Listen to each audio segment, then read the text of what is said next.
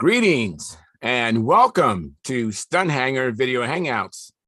My name is Charles Carter and I'll be your host this evening. I want to extend to you my gratitude for you watching Stunthangar Video Hangouts.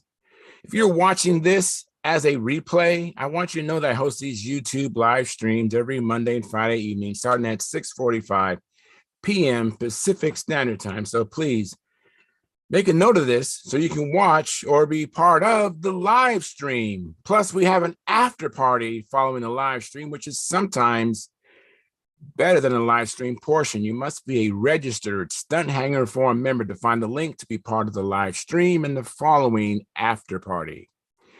Here at Stunthangar Video Hangouts, we talk about building and flying model airplanes, sport flying, competition flying, and what you've been doing lately. To join our conversation, if you are already a member of the Stunthangar Forum, you can find the link if you scroll down to a section called At the Bench. That's right below in memory of our friends. Now, if you are not a member or not logged into the Stunthangar Forum member, the At the Bench link will not appear. If you're not a member, please register at stunthangar.com/SMF. That's stunthangar.com/SMF. That's Smart Men Flying. That's courtesy of Jeff Riley. You must place a space between your real first and last name when you register. You must also use a valid email address, or Sparky, the proprietor of Stunthangar, will not approve you. Now, if you're inclined to not come in but just enjoy watching us on YouTube, wonderful, fantastic. Please enter your questions or comments in the chat box over here, and I'll do my best to make your comments or questions a part of the show. And understand, sometimes I can't get a word in myself, so be patient, and I will ask our illustrious panel your question or state your comments. And by the way, you only can make these comments or questions known during a live stream. So if this is not a convenient time, come in, just make your comment or question and come back and watch the whole show in its entirety at a more convenient time. Okay. Now, if you find the Stunthangar Video Hangouts that I host, or the many building videos, Saturday at John videos, contest coverage that Sparky does on his platform, informative and enjoyable, please hit the thumbs up, thumbs up, thumbs up. Subscribe, and when you subscribe, make sure you hit the notification bell and select all so that whether myself or Sparky's on, you'll be notified. Now, also consider joining the Stunthangar YouTube channel memberships, which right below the blue button. They start at just $4.99 a month, which is less than 17 cents a day. I mean, it's the equivalent of going to Starbucks and buying one of their fancy coffees just once a month. And by the way, I am a member. I have the $4.99 come out of my own checking account. So I'm not asking you to do something I'm not doing myself. Besides, you'd be supporting your hobby, your passion. Hopefully you're just as passionate about this hobby as I am.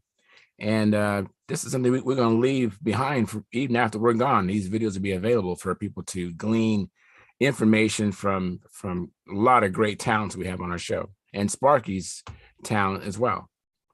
Now, your support helps offset some of the expenses of running Stunthangar.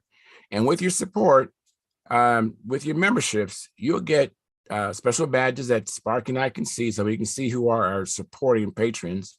You also have access to these special videos that Sparky has on his YouTube channel that are only for members only. So you have unlimited access to these videos, and be a way of helping us, and we'll give you something special in return. Now, this is Sparky's YouTube channel. This is not mine. I'm only in here twice a week, Monday and Friday evening. So if you want to get in touch with me, go to my YouTube channel, because frankly, I really don't come in here except for to stream the live show. So I don't check the comments. I don't do all that. But if you want to get in touch with me, go to my YouTube channel, which is called Flying Control Line Stunt. Let me repeat that. That's Flying Control Line Stunt. All the letters are there. And if you'll locate the 2019 AMA National Championship video, which Sparky shot with his video camera, me flying his beautiful June R XL. It was orange back then. If you see his XL now, I believe it's white. And if you make a comment or question there, I'll receive a notification and be able to respond to it quickly, because that's my channel. And I want to thank you for your past, your present, and future support. You are making it happen. Please keep the conversations family room friendly. In other words, please don't use words to do things you wouldn't say or do around your own children or grandchildren. And without any further ado, I'm going to post the link now at the forum, at the Stunthangar forum. Let me go there now and post this link. The link is posted. All right, so now I'm going to go to what I call the control panel and see how the show is streaming. Let me see here. Let me go to the YouTube studio and check things out. Hope everybody had a good weekend.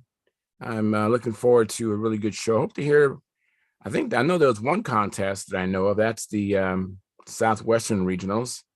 I hope some participants come in from that, or we hear what the results were. It was in Arizona this past weekend, I believe.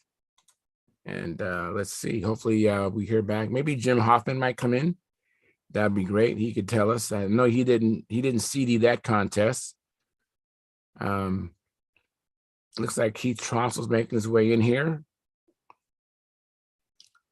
Hello, Keith. How you doing? Good. Are we alone? Yeah, right now we are. Just for the moment, though. I hope we get some more people come in. Okay. So, have you heard anything about the Southwestern Regionals? I know you don't live in Arizona anymore, but I was just wondering if you saw some pictures on it. Yeah. Oh, good. Hopefully, we'll have some people who had boots on the ground can tell us all about it. I think Dave won and Brett was second. Wow, that's great. That is great. Jim Hoffman, I think, placed up there too. So, well, good. That's really good. So right now we have 11 concurrent viewers, 10 likes. Thank you very much. That's a great start. And Jack Snavely says, hello, Charles, and all else. Like is in, and he has a checkerboard flag and some airplane stickers. Thank you very much, Jack Snavely. And Jack Snavely is one of our members. I can tell by the moniker next to his name. And also, who's a member is Gary Sinclair, who's actually a VIP. He's actually in here, and he's out, and he's in the chat box. And he has that same moniker, and he also has the blue wrench. So Gary Sinclair is a monitor. He actually he has the capability to bleep you out of here. So be careful.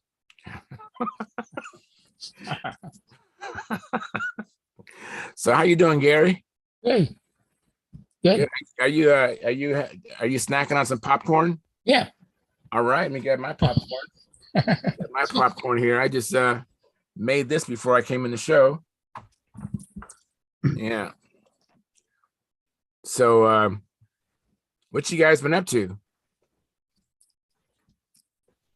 Taking care of the house. All right. I've been doing some of that myself. Yeah. And taking care of cars. How about you, Gary? How about you, Keith? You may need more progress on the big job or the chiseler. Got the carbon mat on all the bolts of the fuselage and tail. Oh, great. And I was going to talk about that a little bit, and more people get on here so I can Okay, show. good. All right, we can hold out for that. No problem. I went flying today. Joe Mata and I went flying, and I got there kind of late, so I didn't get that too many flights. I only got in 2 flights because I actually had to go back to my house. I was looking for something that I left behind, and I wasted some time. Well, it wasn't a waste. I wanted to make sure I didn't lose what I thought I had suspected I had left behind. So found that, but went out flying in beautiful weather, and flying this Brodak P40. It's a profile, and I'm enjoying flying it. I'm using it to like a sacrificial lamb to really work on the pattern. If I get too close to the deck and I happen to hit the deck, I'm not going to be too upset. So I'm using it in that regard, but still haven't really made any progress toward that yet. But I'm still doing some trimming and getting the plane to fly very comfortable. and it's getting better. So that's what I did today, and hopefully we'll fly again Friday, and hopefully it'll be Joe Mata, myself, Keith, not Keith, but Carl Reed, and maybe even someone else. So I look forward to making some preparations for flying Friday. I got to work on my fuel tank. My clunk tank is leaking. I noticed that today. And my needle valve, I have the OS Max needle valve, that springy needle valve. You guys, how it kind of it shakes when the motor's running. It's just kind of gets into a frequency where it's just really moving. Matter of fact, it did so much that it broke off. Oh, So I'm like, I think I have an extra OS Max needle valve, I believe. But I probably should have cut it down, made it. You ever had an experience, Keith, with those needle valves where they start going so like this and then they break? Not to where they break, but I gave up on those needle valves a long time ago. They got that little clip on it that trying to adjust a needle, one click is too far and another click is not enough. You need half clicks. Right. Thing. yeah. And I gave up on those things a long time ago. Go the Super Tiger needle or the Double Star needle. Brodak is the same thing. Brodak being the same thing as what? The same thing good or same thing improvement like the S? No, it's just it's a friction knob on the thing to keep it from turning, and you can really lock it down where it doesn't turn at all, but you can change your needle setting just a pinch if that's all you need. And sometimes that's what you need. Yeah. I'm probably gonna have to drill the case out to put that Super Tiger needle valve in there. I've done that every time.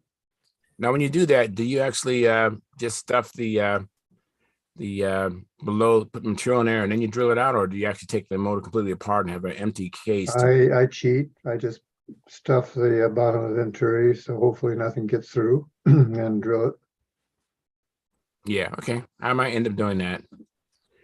Looks like Caffeine made it in here. Thank you, Caffeine.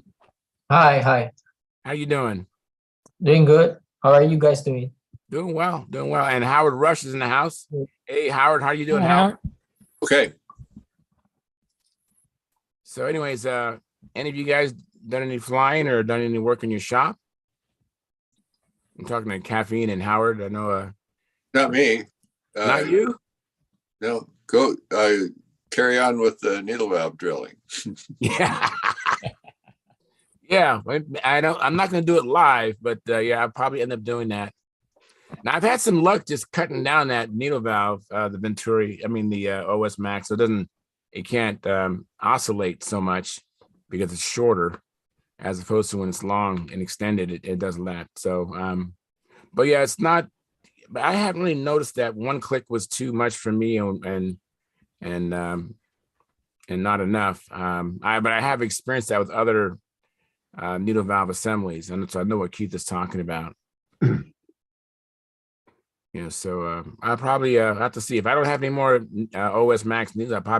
I know I have some Super Tiger needle valves. So That's good. one more thing to do. This seems like I have so much I have to do to get ready to go flying all the time.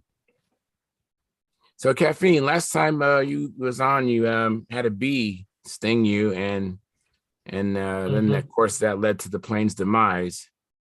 So you still have your vector, and you've done any flying with that?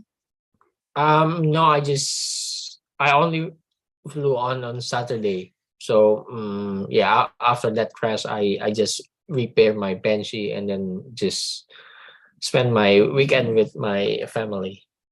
Oh, very good. Very good. So Yeah. you only fly on Saturdays? Yeah, I guess so. That's the only time I can do my flying. Yeah. I want to do Saturday and Sunday, but yeah. That's good. It's hard to do 2 days. Where I fly at, I don't fly on Saturdays and Sundays because it's too busy. I actually fly at a public park. Yep. On the athletic fields, and so on the weekends where I fly at, that's when they have pickup games, pickup soccer games, pickup football games, And sometimes there are baseball and softball tournaments Mhm. going on. So I fly through the week because I work in the evenings. And so I will, like right now in the off season, I'll fly maybe Monday and Friday. But Mhm. it's close to a contest, I'm able to fly throughout the week with no problem. Hardly anyone's Yeah. there during the week, but the weekend is crazy. I actually had a pretty crazy situation one time. I took a chance and flew on a Saturday Mhm. because I was preparing for a contest, and I'm out there Mhm. flying, and next thing I know, this little kid Mhm. about 4 or 5 feet away from me, and I'm just like, where did he come from, and where are his parents? Yeah. I'm trying to speak to him, and he doesn't speak English, and I'm like, oh, Oh, ¿dónde estás? Uh-huh. Padres, Uh-huh. And then I just, after the plane ran out of gas, I just landed the plane and left. I said, this is not even worth. Yeah. So Yeah. unless I have some friends who accompany me, because I will go out on a Saturday if there's 2 or 3 of us. Yeah. We can marshal the circle and make sure that no one comes into the circle and this and that. But that really scared me. I mean, as a little kid, and I never saw the parents. I don't know what happened. Yep. There was a tournament going on, so I know that the parents were probably preoccupied, maybe watching his sibling play a game. So Yeah. that's kind of why I don't fly on weekends for the most part. Yep. So your Banshee's all repaired, huh? Yep. Very It's good. all good now. Ready to fly again. Very good. Oh, that's great. Yeah. Yeah, Banshee's a tough little bird because I had a Banshee. And I must have. I got tired repairing my Banshee. When you crash a plane so much, you don't want to fix it no more. That's it. That's how tough the Banshee is. It can take I kept breaking the wings off. Yeah. I've broken the fuselage a few times, but the wing is still in one piece. So that's the good thing. Oh yeah, I'd rather have a broken fuselage than shear the wings off. Like matter of fact, if I could find that picture, I have a picture of my Banshee and I sheared the wings off. Where is that picture at? If I come across it, I'll show you. It's pretty amazing. It's pretty fun. I'm smiling because the plane actually came at me, and I was glad that it missed me. Let me say hi to John Miller. Hey, John, how you doing? I'm doing well, and you guys? Doing good. Good. Good to see you. I should say I'm doing okay. I'm actually sick again. Been sick since Thursday afternoon. Oh boy. Well, don't let anybody else play your harmonica.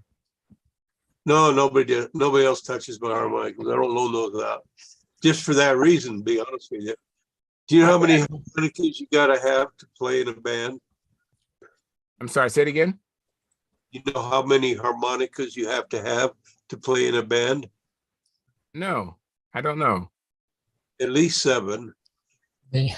10 to 12. You got to have one in every major key and about 1 sharp and 3 flats. Oh, I didn't know that. Thank you. I didn't know that at all.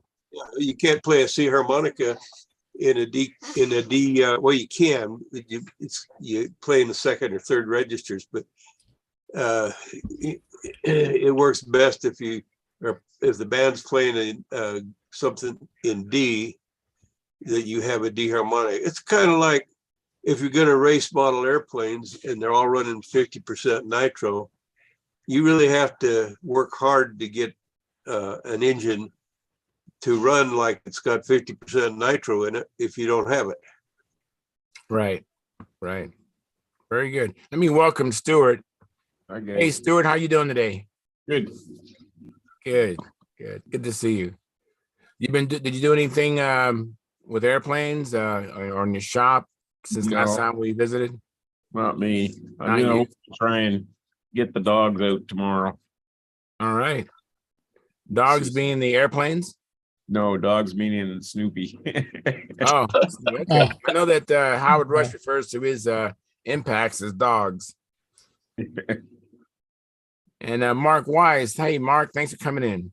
Hey, Charles. Hi, guys. Hi. Mark, So you made any progress on your impact, Mark? No, actually, I had a near-death experience, Ooh. but fortunately, I have a photo of it, All right. and I hope you this. weren't riding that. You weren't riding in that balloon, were you? Well, I hope this never happens to any of you. Let me make it big here. Just look closely. I was sitting, of all places, I was sitting reading literally an old stunt news. Okay, what can happen to you then? Well,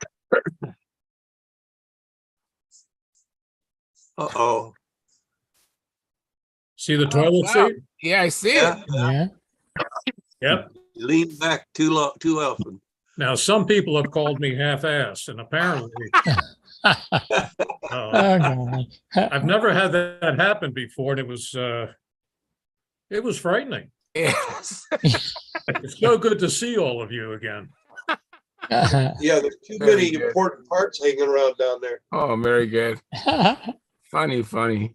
And No, Jerry, boy, it's been a long time, Jerry. I'm so glad to see you. Thanks for coming in. Yeah. That is, well, football season's over.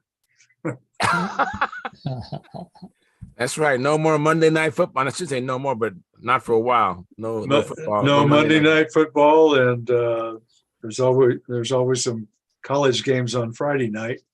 So Very good. Well, I'm glad to see you. Have you been working on any airplanes or anything else to share with us? well, in between being sick and the holidays and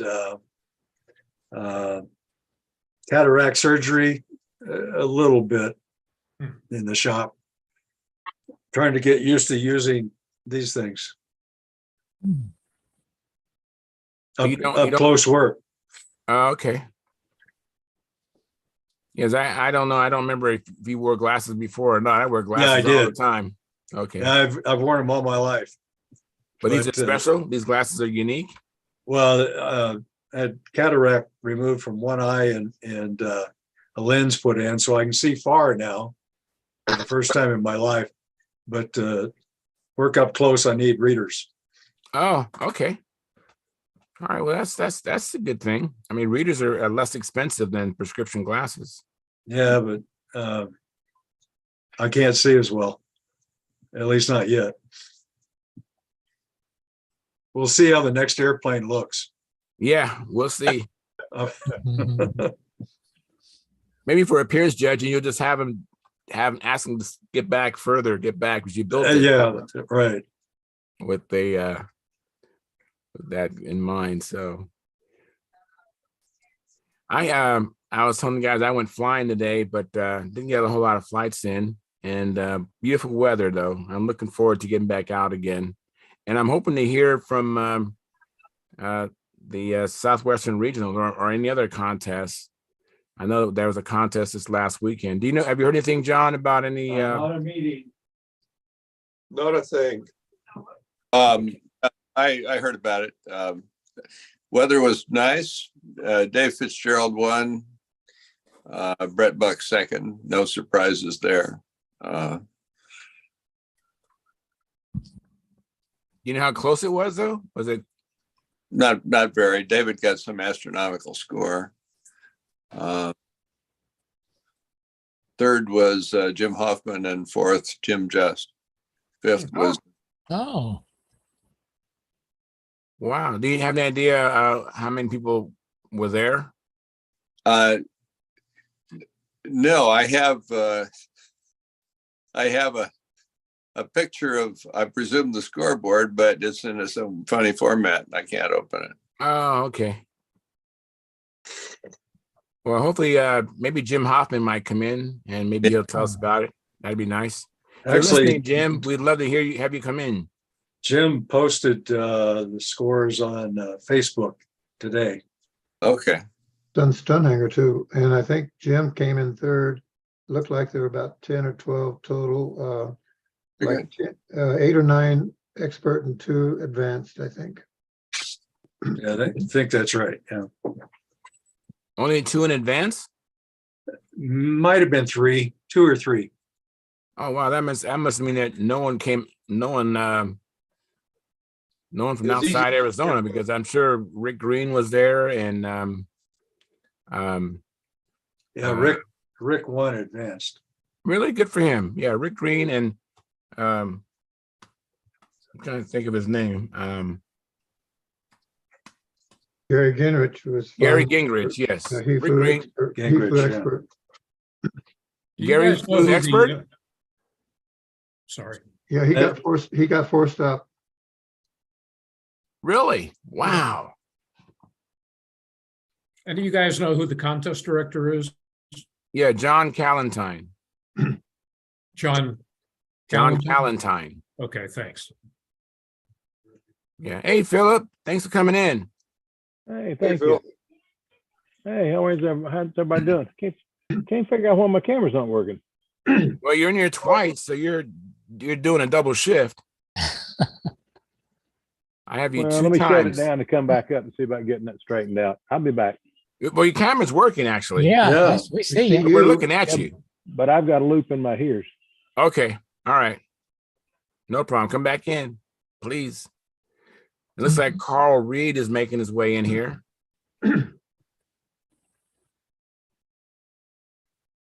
Yeah. Yeah, people getting forced up. That's something that to expert. I think that we could make Advance a really kick-ass group, because there's a lot of people in not a lot, but there's some people in expert that, I mean, let's just face it, Dave Fitzgerald, Paul Walker, Chris Cox, Brett Buck.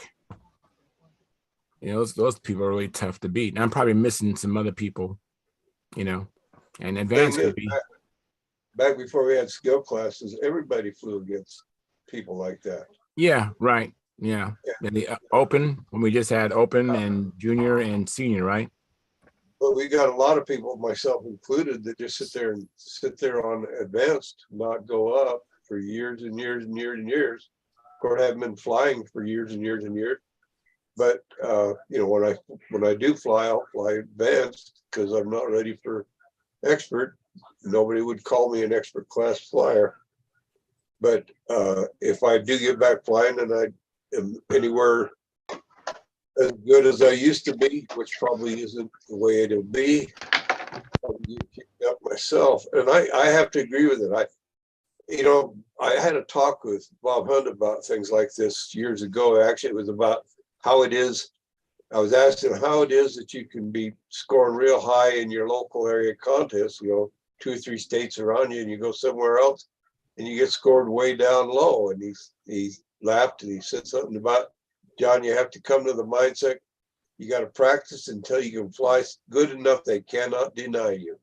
Right. And that's the way I feel about that. I think the progression from beginner to intermediate to advanced to expert is a good one. I know that if I get kicked up to expert, I'll probably be a scum sucking bottom feeder for the rest of my life. Right. But you know what?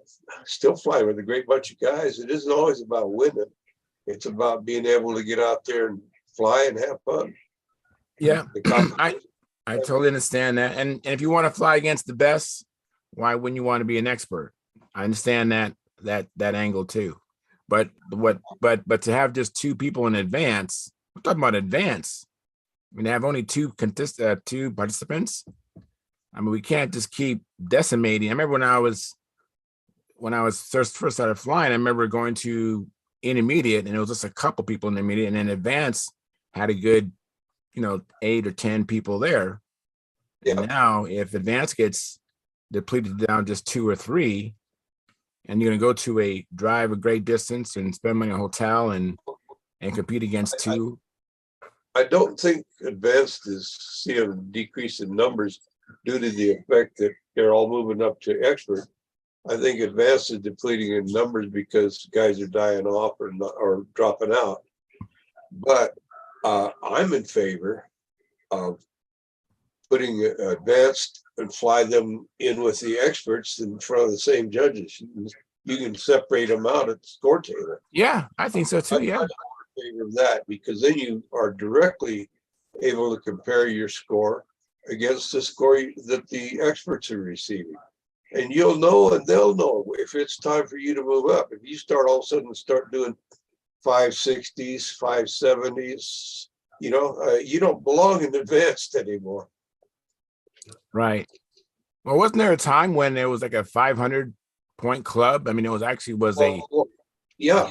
club. I mean, because it was so rare that, I mean, Yeah. it was quite a distinguished And accomplishment. And now I don't think it's, I mean, I've flown over 500. I've gotten 517, 5 without appearance points.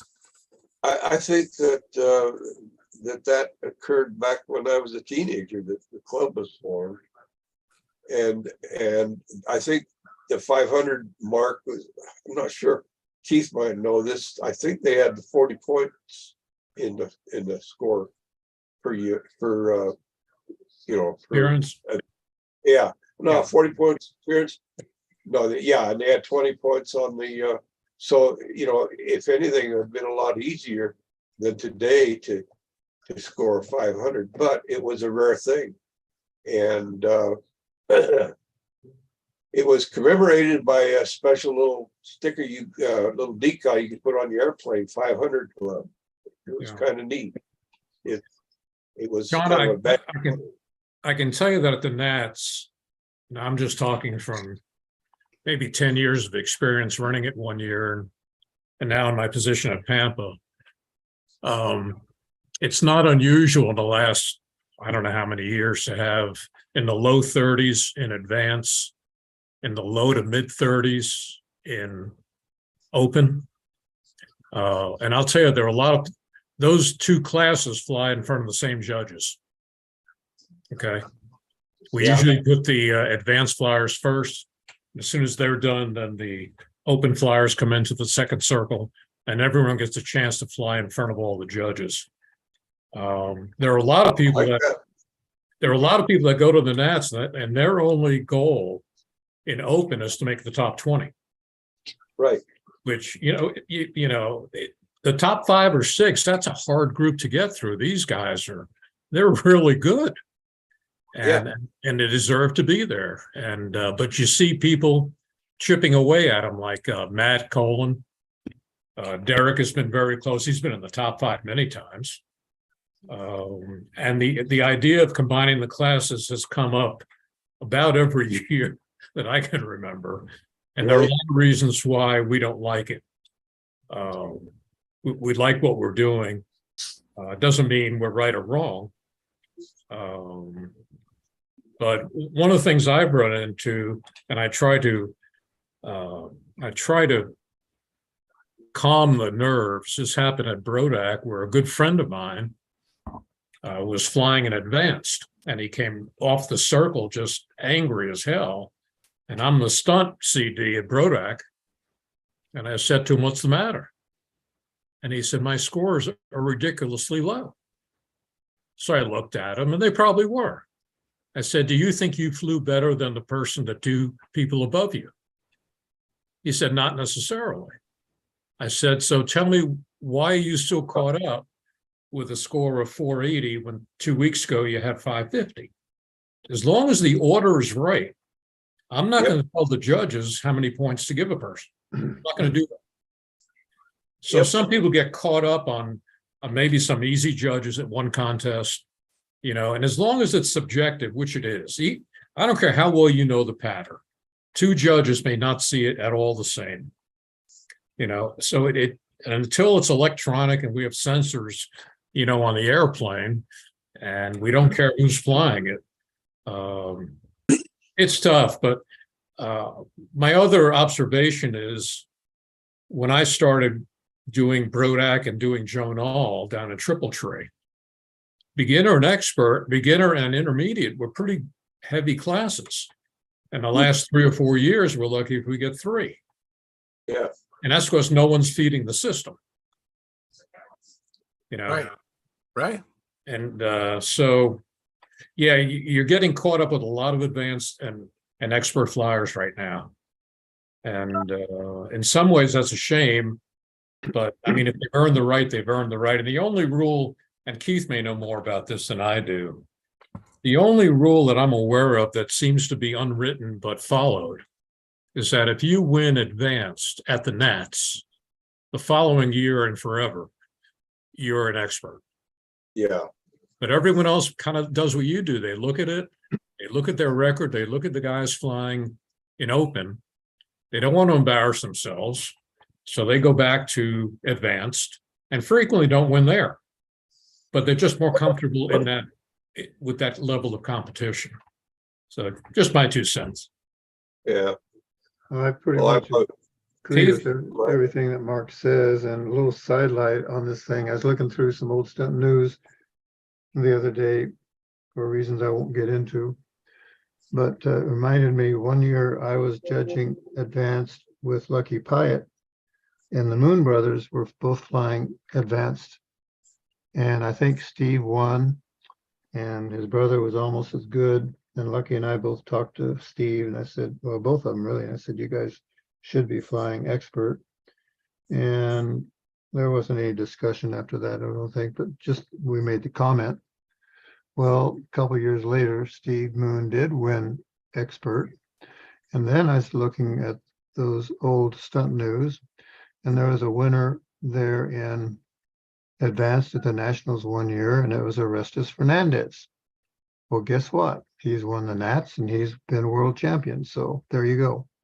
Yeah. Yeah, it does feed them, doesn't it? One of the things that I've had a problem with at the Nationals, and I've only been to one Nationals, so this is only based on experience of one Nats, okay? But I found it I didn't feel like it was correct in that we had expert class flyers who didn't want to fly open, flying in advanced. That's the problem. And that I think if that's going to happen, then we should put an expert class in there. If we're going to have a class system, we should not have somebody from a higher class go down to a lower class, because you just about take all the wind out of the sails of the guys in the lower class, and that's the problem. And I think it's up to contest director to say something and do something about it. I know one year I went at Brodax. I was there with Roy Trantham, and he'd flown, and I think he won advanced the year before. And the two event directors, one was Alan Brickhouse, drove up in their little cart and said, Roy, you've got to fly expert. And that was really the right thing to do, I think. And you shouldn't hang around advanced just for looking for a trophy. That's not the purpose of it. Right. Agree with you there. Wasn't that flown one year, Howard, at the Nats? And it was only like 3 people entered. Maybe it was an expert. Yeah, 2 years. It was a lot of effort to do. It was kind of interesting, but if you have expert and open both, who's the national champion? Huh? Yeah. Yeah. People flying it open. That's the one that the national champion trophy is awarded in. Yeah, Well, if you want the national trophy, you enter open. I like the system they used at Reno, at Las Vegas last year. Yeah, that was interesting. The top 6 or 10 or whatever the heck it was went in the master class, and that would be your national champion, because those guys are the masters, and they're the ones that deserve to be the national champion. If you've flown all week and you're qualifying for another shot, I mean, that just seems to me that's the easiest way, because we have the same problem here. We got people that stick around in advanced class that really ought to be expert. And I mean, it's after you've won expert 2 years, same contest, I think the 3rd year you ought to get booted. I mean, I booted myself, and everybody thought I was crazy, but I don't care. I'm there to have fun. I don't give a darn about the trophy. Unless I win the Nationals, then I want the trophy. But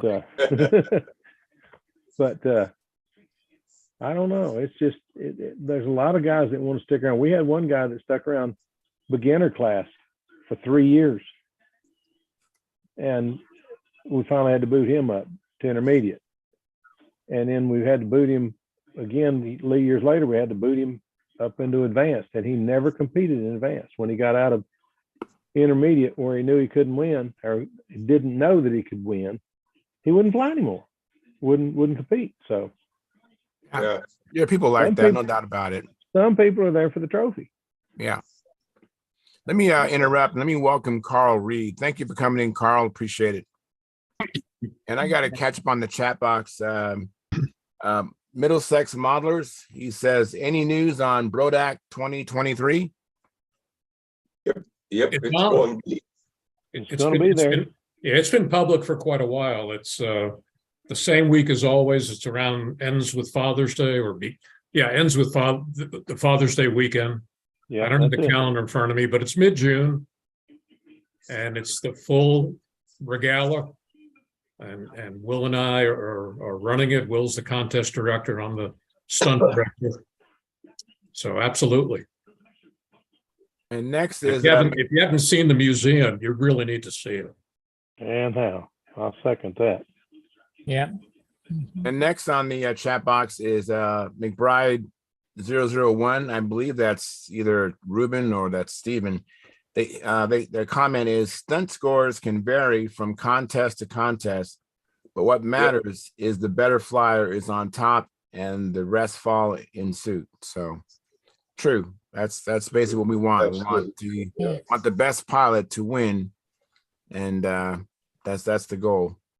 What if you had a number system where you break it down, you get so many points in your this class, and if you happen to get another point, then That's you what it used go to to the be. next class.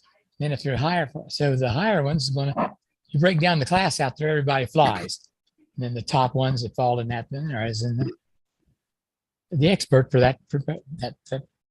Yeah, I understand there was a gentleman's agreement that when you hit 500, a score of 500, you would automatically go to expert. I think Keith can probably shed more light on that, but I think it was broken down 400 in intermediate. You moved up to advanced, and it was written down. I remember reading it. 400, you're booted out of an intermediate to advanced, and 500, you're booted out to expert. I don't remember if there's. I don't believe there's anything. There may have been something on beginner. But what say you, Keith? I don't remember. I don't remember any of that. Part of it was when skill classes were really, well, they started in my tenure there, but when I dropped out of being president, and that was around what, 80? Why, I wasn't involved with anything contest or anything pamper for several years. All right. Sort of family and a career sort of took precedence about that time. Right. I can tell you in the Nats judging guide, which I have, because I had to be familiar with it because I judged top 5. There is no reference to number of points based on what event you're flying. Yeah, that was dropped, I think, some time ago. Yeah. Which I'm a big believer in. Because I've heard judges say, I don't care how well that guy flies the pattern. He's intermediate. I'm not going to give more than a 28. And I took issue with that. That's not right. That's all right. That's not right. That's judging per block. Right. That's probably somebody that shouldn't be judging. I agree. They see you're an intermediate. They're not going to give you more than 18, 19 points or 20 points for a perfect maneuver. It's not right. No. If you do something like that, they make you pamper president. That would happen to you. Oh, is that what happened, Mark? Well, on the other hand, when have you ever seen a perfect maneuver? Anything. That's a fact. I've only seen one I thought was perfect, and it was one maneuver from one guy, and I've never seen it again. But I've never awarded but 140. But it was pretty. What maneuver was it? Who was it? It was an hourglass, and it was Wow. from the what? I said, wow, that's It was impressive. an hourglass, and it was from Joe. Joe Gilbert. Joe Gilbert. There you go. Had a brain I'll, part there. I'll Joe tell you, Gilbert. I'll At tell you- Brodak last year, and I was judging, and Sparky had his camera on, and if you listen to the tape of Expert Classic, you'll hear me say, "Wow!" And I just told him, I gave him a 40. That's the first one I've ever given. I've been judging for many years, and that's the first 40 I've ever given. But that was one beautiful doggone hourglass, and he did it with a Cavalier. I'll tell you about my one maneuver I thought was about as perfect as I've ever seen. What's that? And I was a judge at the Chicopee World Championships. I forget what year that was. Jim Casau was on the team. I was judging. And oh, by the way, Art Admission was, I think, contest director. Yeah, he was. Anyway, or event director. Anyway, Jim Casau came up for a flight, and he did an hourglass that, I mean, you couldn't have drawn it more perfectly, except for 5-foot corners. Mm-hmm. And Bill Zimmer was my recorder. I turned around and looked at Bill, and then he looked at me, and we both started laughing because we both knew we'd probably seen something we'll never see again. Yeah. And this was in the days in FAI, 0 to 10 points, 1 point increments. I couldn't give him a 10 because it didn't have 5-foot corners. But I gave him the 9, and this is even before they did the 0.1 increments or half point. Then they went to 0.1 increments, and now then, yeah, it's 10th point increments they got. But I gave him the 9, but I gave him credit for another maneuver or two. And that's kind of skews things off on the scoring system FAI because they have a K factor on the maneuvers, and that's wrong too, but that's another story. Let me welcome Dennis Adamison. Thank you, Dennis, for coming in. Good to see you, Hi, Dan. everybody. Hi, Dan. Hey, Dennis. I've seen a couple of really good takeoffs and a couple of really good landings that, had I been judging, I might have gave them a 39 plus or 40. And I watched those because Big Art was the one that told me there's 2 maneuvers you got to do in every flight, and you may as well learn how to do them right. Yeah. Yeah, Art told me that a long time ago. And he said, "You're doing pretty good with what you got, but you need a better plane. It's time to move up to a better plane." Yeah. And I thought, well, what do you got against my old timer? I mean, gosh. But you know, there are better old timers than a Boxcar Chief, although I won a lot of contests, won several contests, but won my first contest with that airplane, matter of fact, and I won several with it. But it's still downstairs, but a bicycle fell into it and it's got to be recovered now. But life goes on. Yeah. So, Dennis, have you done anything with your bent wing? Have you gotten it straightened out yet, or did you do anything on the fuselage? No, it's still kind of hanging in there. I told you if I couldn't get the flaps right, it might turn into a race car. And right now the option, it's still up in the air. So which way it is. But made some progress. Not really anything to show, but we're getting there. All right. Well, Keith, we do have a crowd now. Keith, you want to share what's going on with your big Okay. job Let me or go get it. or Let me Chisholm? go get it. Did Real you quick, Dennis, how did the full scale Corsair do its flaps? had the full scale do its flaps? They were in 3 pieces.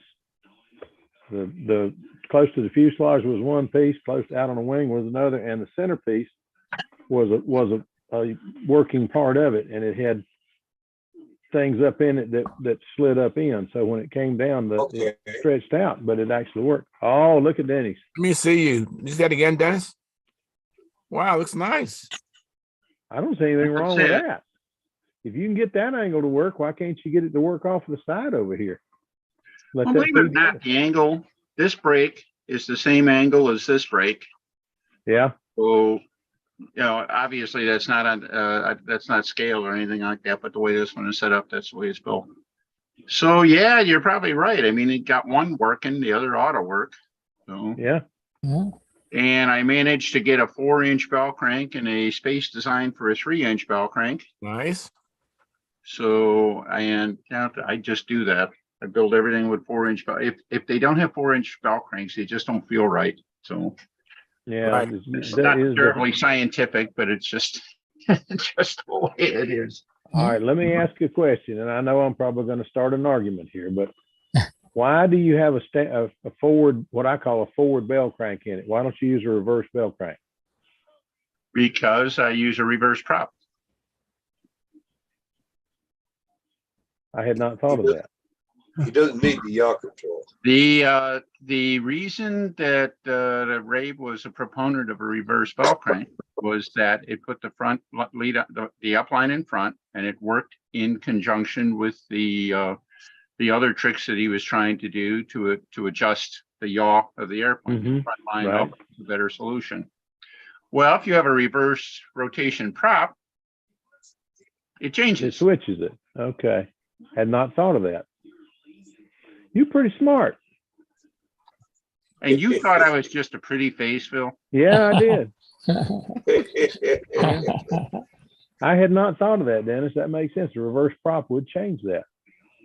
Well, Oh, my with how close our lead outs are these days, I wonder if it really makes that big a difference anymore. Oh, stop making sense. No, you're absolutely right. We got it down to, I mean, this one is actually kind of far compared to some. It's like a 1-inch spacing on the lead outs.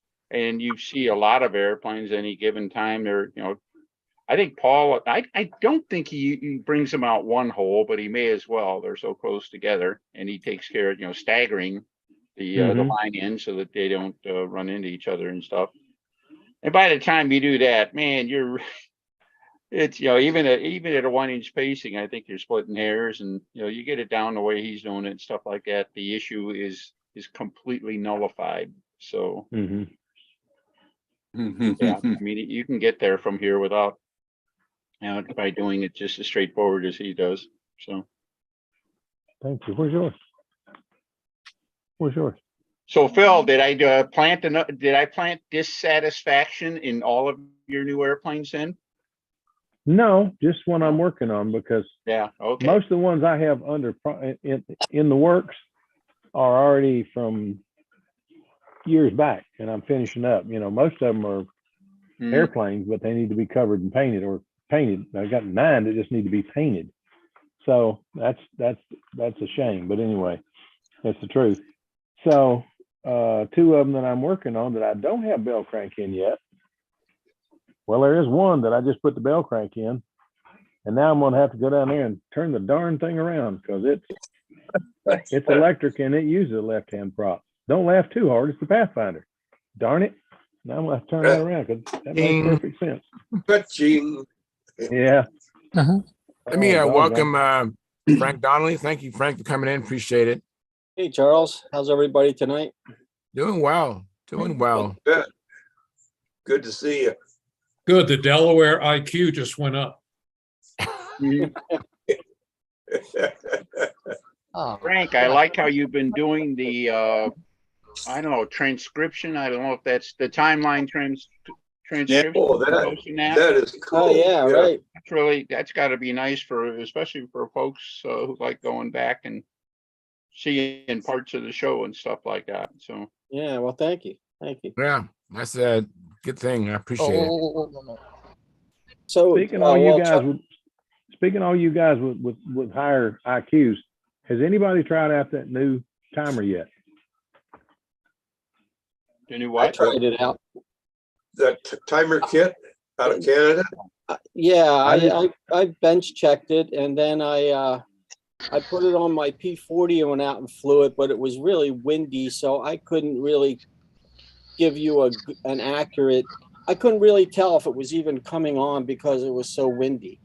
But Okay, I just let us bench know when you checking it- find out, because I think I want one, but I'm getting to the point now where I'm going to make sure that it works before I order anything else. Well, I don't see any reason why it shouldn't work. I mean, I put it on the bench, and I put a scope on it, and I put a motor on there, and I maneuvered, I had it mounted on a stick to simulate a plane climbing, diving, and so on, and did everything it was supposed to do. I just had it on a pretty bad airplane, and it was blowing about 15, 18 miles an hour. So I couldn't really get a good test. I think for the price the guy's charging, I wouldn't be afraid to buy one. The only thing I'm concerned about, and you can probably answer this, how is it on the surface mount, on soldering the surface mount of components? Well, I mean, I didn't have any problem with it, but I have a background. Basically, years ago, I was in electronics for many years. So I just used a 25-watt iron, and I had no problem at all. And it worked exactly as it was described in the instructions. Everything I found, everything that he had in there, it did it exactly the way he said it would work. It was really easy to program it with your cell phone. You know, Wow, Yeah. it was pretty good. that's weird. How much does it price- cost? Price The cost, line on it. the cost was about $40, I think, and maybe That's all? $7.50 for shipping. Wow, may have to get one after all. So, yeah, I mean, I was hoping somebody else would get a chance to actually test it at this point. I haven't been out, and the weather's been crappy, but so I'm going to put it on a different airplane and see what I come up with. I know Brent Williams ordered one, Frank. So I think Brent Williams might be able to provide some data in the future. Yeah, well, that would be great. Because I was really hoping that it would be on some of my profiles. I'm running the KR Governor, which doesn't have an accelerometer, so it doesn't sense when the nose is pitching up or down, and so on. So I thought it would be an improvement over that. I certainly didn't think it would be a replacement for like Igor's timer or what the heck's the other one? Fioretti. Yeah, that's the one primarily that I use, and I really like that. And one of the features on that I like is that G-force setting.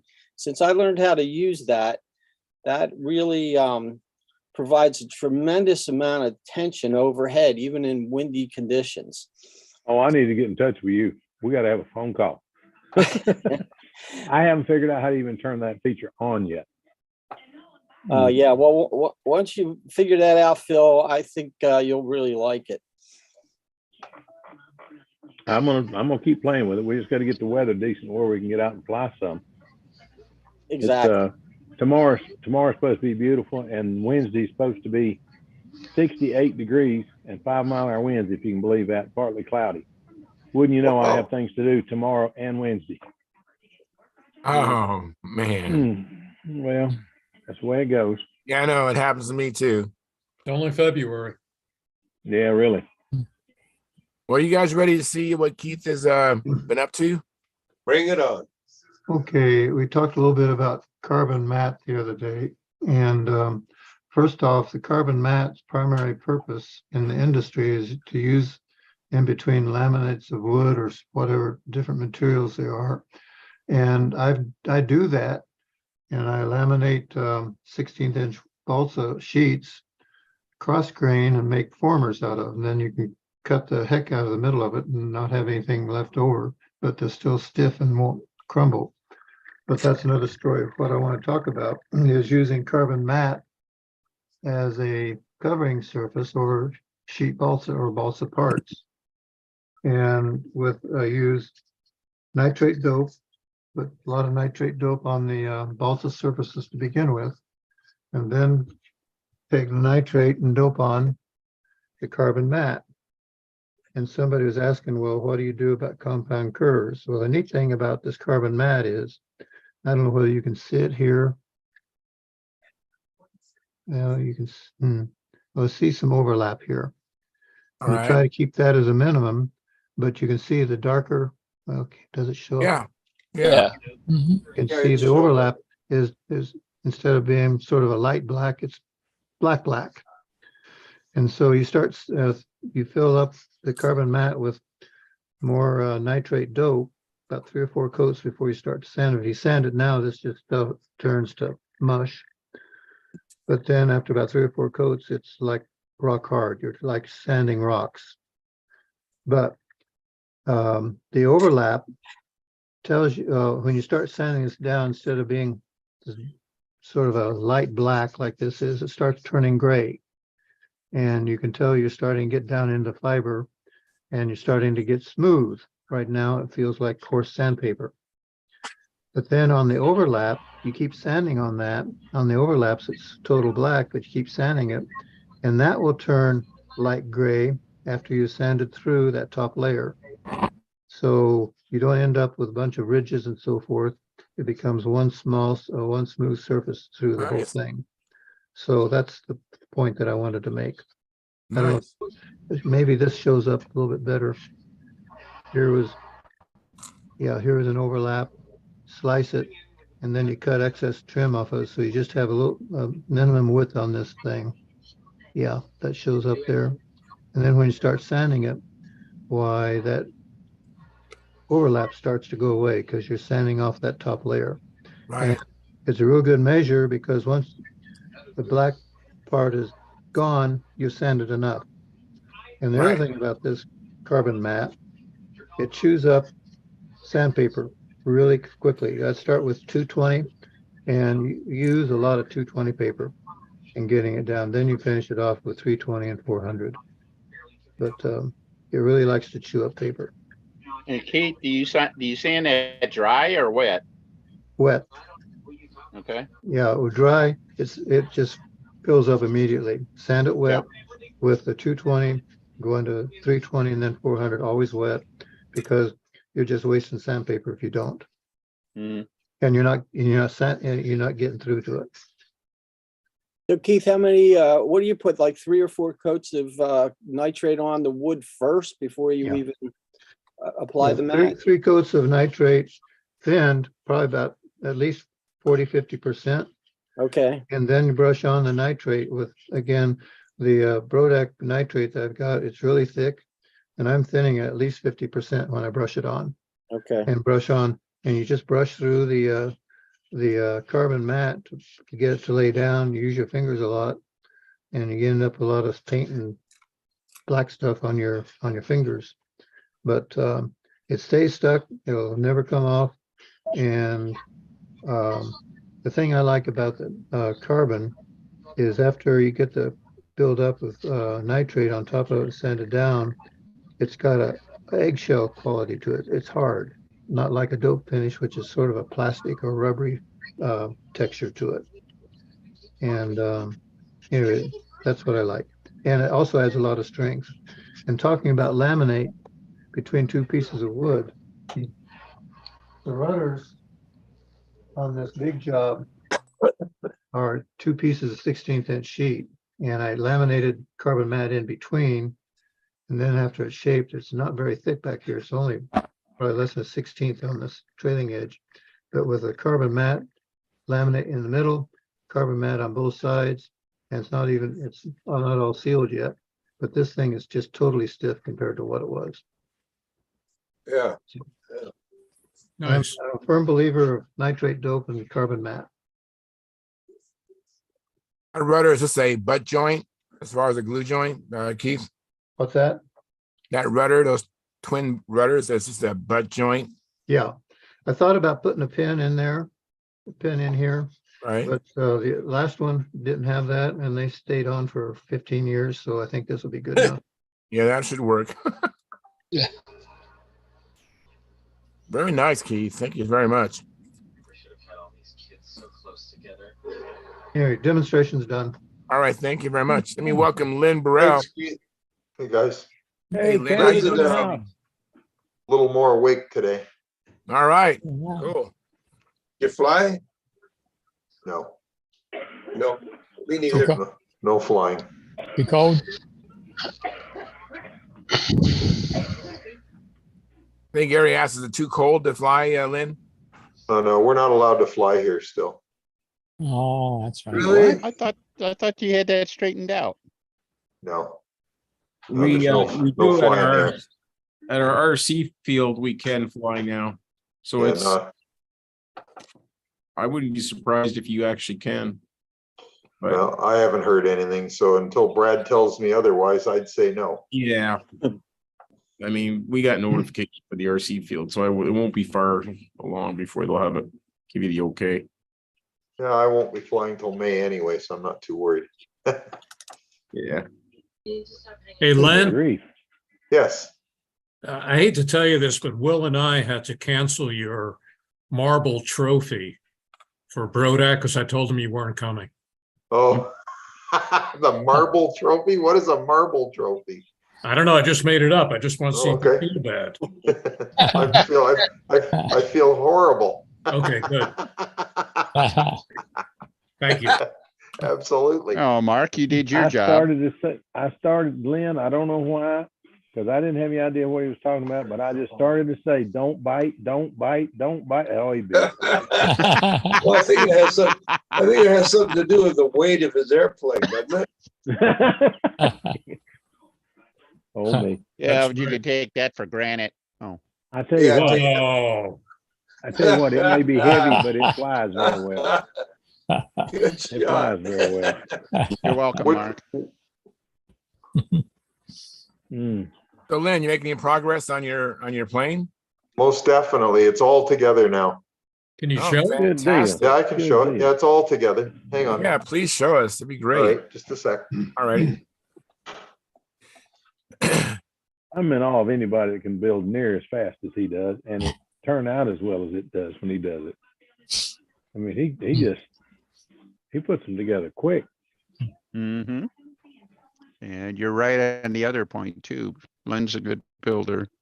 Yeah. Yeah. Stuff works. He flies pretty Yeah. good too. Mm-hmm.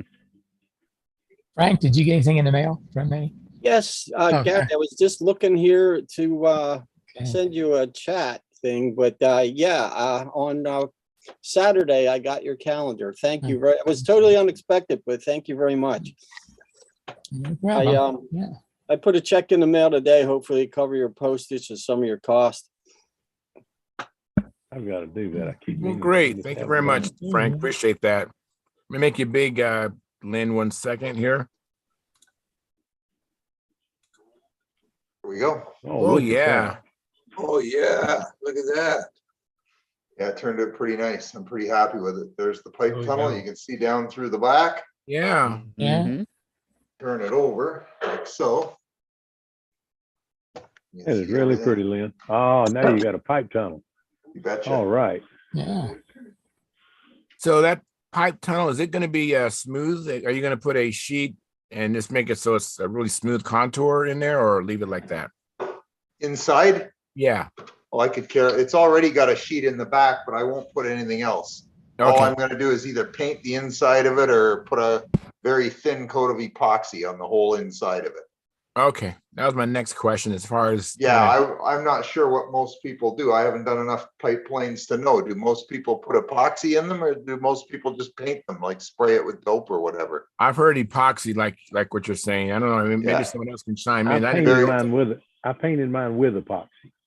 Well, painted it with yeah, that's what I was figuring. I would just mix up some really thin epoxy and just brush it in there very Well, thin.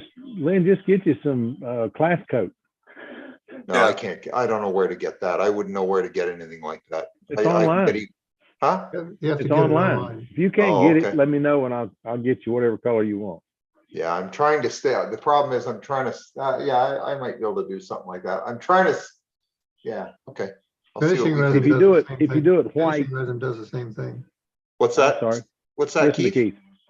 Finishing resin does the same thing. and it's Yeah, just- that's what I was. That's what I was planning to do. Use the same resin I'm using to do the like. I'm going to glass the nose of the whole nose of the airplane, And then I was just gonna brush the inside of the tunnel with that. And leave That'll it at work. That'll work. I do it with white epoxy, and the only reason is Al Raby said do that because it shows cracks better, and it sounded like a good idea to me, so I've been doing it that way ever since. Okay. Well, the white might be a little more, it may not hold as much heat. I don't know. That's a stretch, but Yeah. Well, a I white know. tunnel I instead thought of it a was a little black tunnel. peculiar I don't know. myself, but I just said, who the heck am I to argue with Al? So I did it. Well, I mean, the front of my Bearcat is black. like once I put epoxy in there, I can't really put paint over top of it or it won't adhere. Is that true? Right. Okay. That's true, but if you use class If I coat, use, it is if I use class coat, yeah, I may still do that. Who do I order that through? Amazon? Class coat.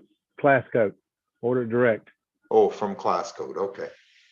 All right. Well, I'll consider that option then for sure. Looks good. Other than that, it's pretty good. It It's came out beautiful all as right. usual. Well, Now thank the you. fuse is gonna be what painted? What color? Oh, I was gonna show you guys that. I had it here and then fell asleep. Hang on, I'll grab that. 1 second. All right, no problem. Thank you. Let's see. Stuart, Yep. I've got 3 twins I want to send you. Oh, okay. Sure. Great. Yeah. I'm gonna send you the twin Pathfinder. And then a twin fantasy fighter that I did in German called my Panzerflug. Oh, there you go. Oh, nice. Oh, that's gonna be pretty. Oh, yeah. Oh, my screen's gone stupid again. Yeah, no, mine went stupid earlier. It's not just you. Mine does it too. I don't know what it is. Looks good. That looks nice. Oh, tiger very shark. good. I like Tiger that shark. too. So it's got a shark mouth on the end of it and tail at the other end Oh, yeah. on the top. Neat deal. And then the fuse, like I say, I'm gonna do a dark red canopy on this one. Nice. That's a good idea. And now this is Naomi's drawings, right? No, they're my drawings. She's letting you borrow the Now hold it. crayons? Let's get it straight here. She picks how it gets laid out and everything. I do the actual drawing. Okay. Okay. Yeah. So she picks the colors basically. Yeah. Oh, And yeah, then- she picked and all then the colors. Then you do the drawing. Okay. All right. And I just draw it up. Looks All right. good. Thank you. Okay, so that's what's Good. That's happening. gonna be a nice looking plane, man. It'll be sharp when it's done. Hopefully it'll fly well. We'll see what we get this year. Maybe it'll be better than the Bear. I don't know. We'll see. Now that plane, what model plane is that? Just a clear. It's basically an impact, but it's a little bit different.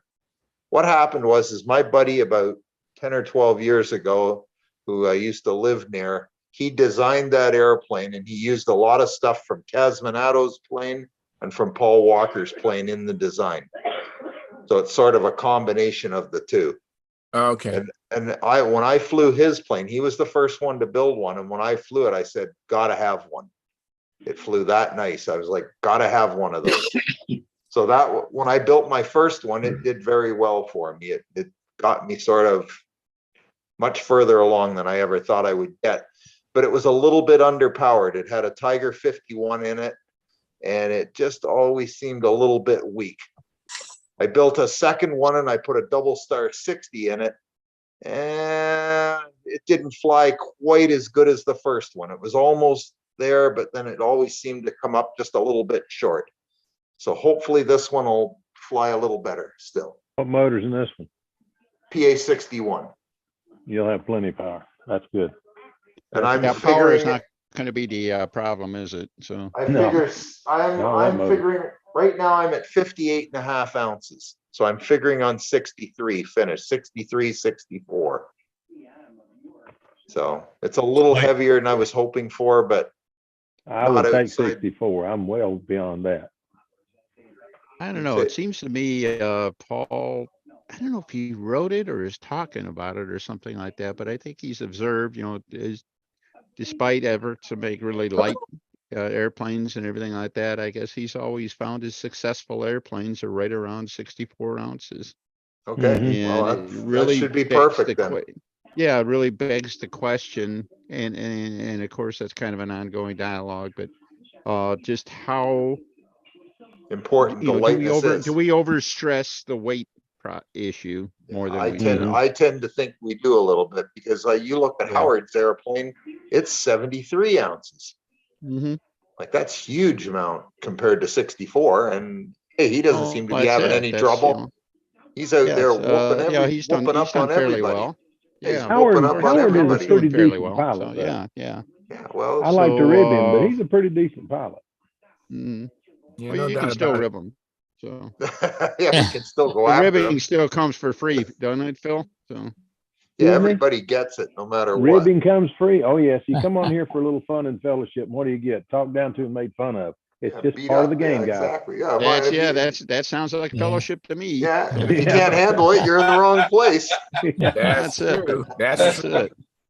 Hey, I have a question for you, Lynn. Now, the color scheme on the wing, you have a monocoat or you have a film wing. How are you going to put that color scheme? Trim sheet. Trim sheets. Okay. It's all trim sheets. Yeah. Okay. And what I do is nothing has a square corner. Everything has a very slight round to all the Make it big. corners. Hang on one second. Make it big again. Like all the stripes and everything has has rounded edges. I don't know if you can see that in the drawing, but there's nothing that comes to an actual point. Smart. You man. round all the Smart corners. man. That way you don't have any corners lifting up. You only need a very small radius, but it keeps the corners from ever lifting up. I learned that on trim sheet about 3-4 years ago. Never have a pointy corner on trim sheet, because then you're trying to dab it with some nail polish or something stupid and it looks terrible. And Right. no, always just a little bit of a round on the corners, and then it never lifts up. It stays down all the time, even when you're wiping it off all the time. And yeah, it works much better. Now, when you put the trim do you have sheets any on, issues? I'm sorry. when you put the trim sheets on, are you going to float it on with Windex and then squeegee out all the air bubbles and stuff? No, I never do that. I just line them up real good. I make little pencil marks where I want to go, and I go. All right. And I lay down one end and I just very slowly work toward the other end and let it keep laying out flat. And if it's out by, like a 1/16 of an inch or something, you're not going to see it. I don't worry too much about it. All right. The fuselage, are you going to put the trim sheets over the paint No, on the fuselage? no trim sheets on the fuselage. Okay, The how do you fuselage match is your all colors? dope. How do I match my colors? Yeah. Well, I can get the lemon yellow. That's no problem. And then the dark blue, the insignia blue is the same as the trim sheet. And then the sky blue is the same as the trim sheet. Okay, so you just don't, I just match them up. you're using, you Yeah, don't have an issue the with sky that. blue may be a hair off or something like that, but that's okay. It's not that big a deal. No one's going to be looking that close, I hope. So, yeah, so I'm pretty happy with that idea. Yeah. I'm taking off, guys. Been fun. All right. Hey, Keith, thanks for coming in. Take it easy, Keith. Take care of yourself. Thanks for the show and See you, tell, Keith. Keith. Appreciate it. Get back Always to good to see get you, back buddy. to covering. Yeah, it's going to You're get down to covered what, tonight. about 1 month till the first round. So Yeah. Tell me about it. See you. See ya. Take care, Yeah. kid. That's one I'm gonna start calling that guy the professor. He knows all that can be known. I don't know what it is. Lived this game a long time, I'm sure. Oh, I met him Yeah. I met him in 1973. And he was And I flying thought then, he I'm was, sure. I thought he was a wizard then. He was flying the FW-190 and a MB-5, not the one he showed us the other night, but another one. And I thought he was a wizard then, what he could do. And he's just gotten better. He is amazing. Yeah. Always been. Did I hear that he won the Nats at one time? Did he not? Yes, he did one year. Yes. 1970, I think. All it is. right. Yeah. Yeah, I think that's right. He's sort He of a beat out- walking encyclopedia of stunt. He That's beat awesome. Al Raby by, I think, 1 point because Al bounced his landing and he didn't. There you go. That's all it takes. Yeah. Good for him. Al was That's flying awesome. the Bearcat, now classic Bearcat, and Keith was flying the FW-190, the one I call the TA-152, and he is amazing. What does that say? Let me make it big. Dennis. Al Al Ray, Raby, Texas Bearcat. Yeah, See the date? 70 gnats. Yeah, yeah, Wow. yeah. Isn't That's that? it. I kept trying You to got figure out nothing what that but, whose got nothing airplane but that glare. was. I don't know. And there it is. That's better. Yeah. I kept trying to Cool. figure out whose airplane that was because it's got a red stripe around the middle. And there's Mhm. another one that I like a lot that had a yellow stripe around the middle. And the yellow one was Big Jim's airplane, Jim Lynch. And I kept seeing that red one with a V on the tail. And I said, where the heck did that thing come from? So I asked Al Raby, whose airplane is this thing? Anyway, you ought to know. He said, yeah, it was mine. I thought his always had the eagle thing on it, but no, not 70 gnats. Well, yeah, the 69, he had that that private paint job, the Eagle, and Yeah, that was really neat. But apparently he didn't like it enough to to duplicate it or anything like that. But Yeah. I liked He said his he wanted people his to early forget that one. Mustangs, the red, white, and black trim on those. I always thought Yeah. those are good looking birds too. Yeah. But he actually flew P-51s from wherever he got them from, to the factory where they converted them to two-seaters. Wow. Isn't that So amazing? he was. well, he was involved with the what the heck? That was a Cavalier Mustang, wasn't it? Yeah, the Cavalier. That's what they called it. Yeah, And that last one that he did was actually modeled after one of the planes that he flew, because he took that one to the factory to be modified and then delivered it to whoever bought it. And he called it a Cavalier. So he did that one like the Cavalier, the full scale Cavalier. Is that the last one he built? No, the last plane he built was the No, I mean the last Mustang he built. yeah, that was the last Mustang he built. Yeah. Okay, yeah. Okay. Wow. I can't think of the name of the one that was the last one he built, but it was a modified Sea Fury, but it was the race plane. The Critical Mass. Critical Mass. Yes, sir. There you yes. go. Yeah. And it was pretty, but I never got to see it in person, but I have several tapes that he sent me, CDs and tapes that he sent me. Yeah, I have the with him windy flying video of thing. that. Yeah. Man, it was beautiful. And it had a sound to it. Golly, that thing sounded good. Now, what was the Mustang? What was that? Mustang is just a stunner, but it progressed. There was a Mustang 1, 2, and 3. And Right. he took the three and added weight to it to see how much weight it would have. The question was, how bad does weight really hurt the stunner? So he put it on the center of the airplane, and I don't remember how much he said he left in it, but when he finished with his experiments, he left some of the weight in the plane because he said it actually flew better at a higher weight than what he built it at. I always thought that was amazing, because mine was always, how light can we build it? You can't build it too light. You can't build it too, but you can. Well, see, this is what we went back. This is what we were just talking about 10 minutes ago. It's true. Yeah. There's Yeah, an the optimum. Mustangs were an attempt to, like Phil said, there was a series of them of increasing complexity. Started off with a profile design, and they had a lot of Al's thoughts as far as very thick airfoils and his thoughts on areas and moments and stuff like that.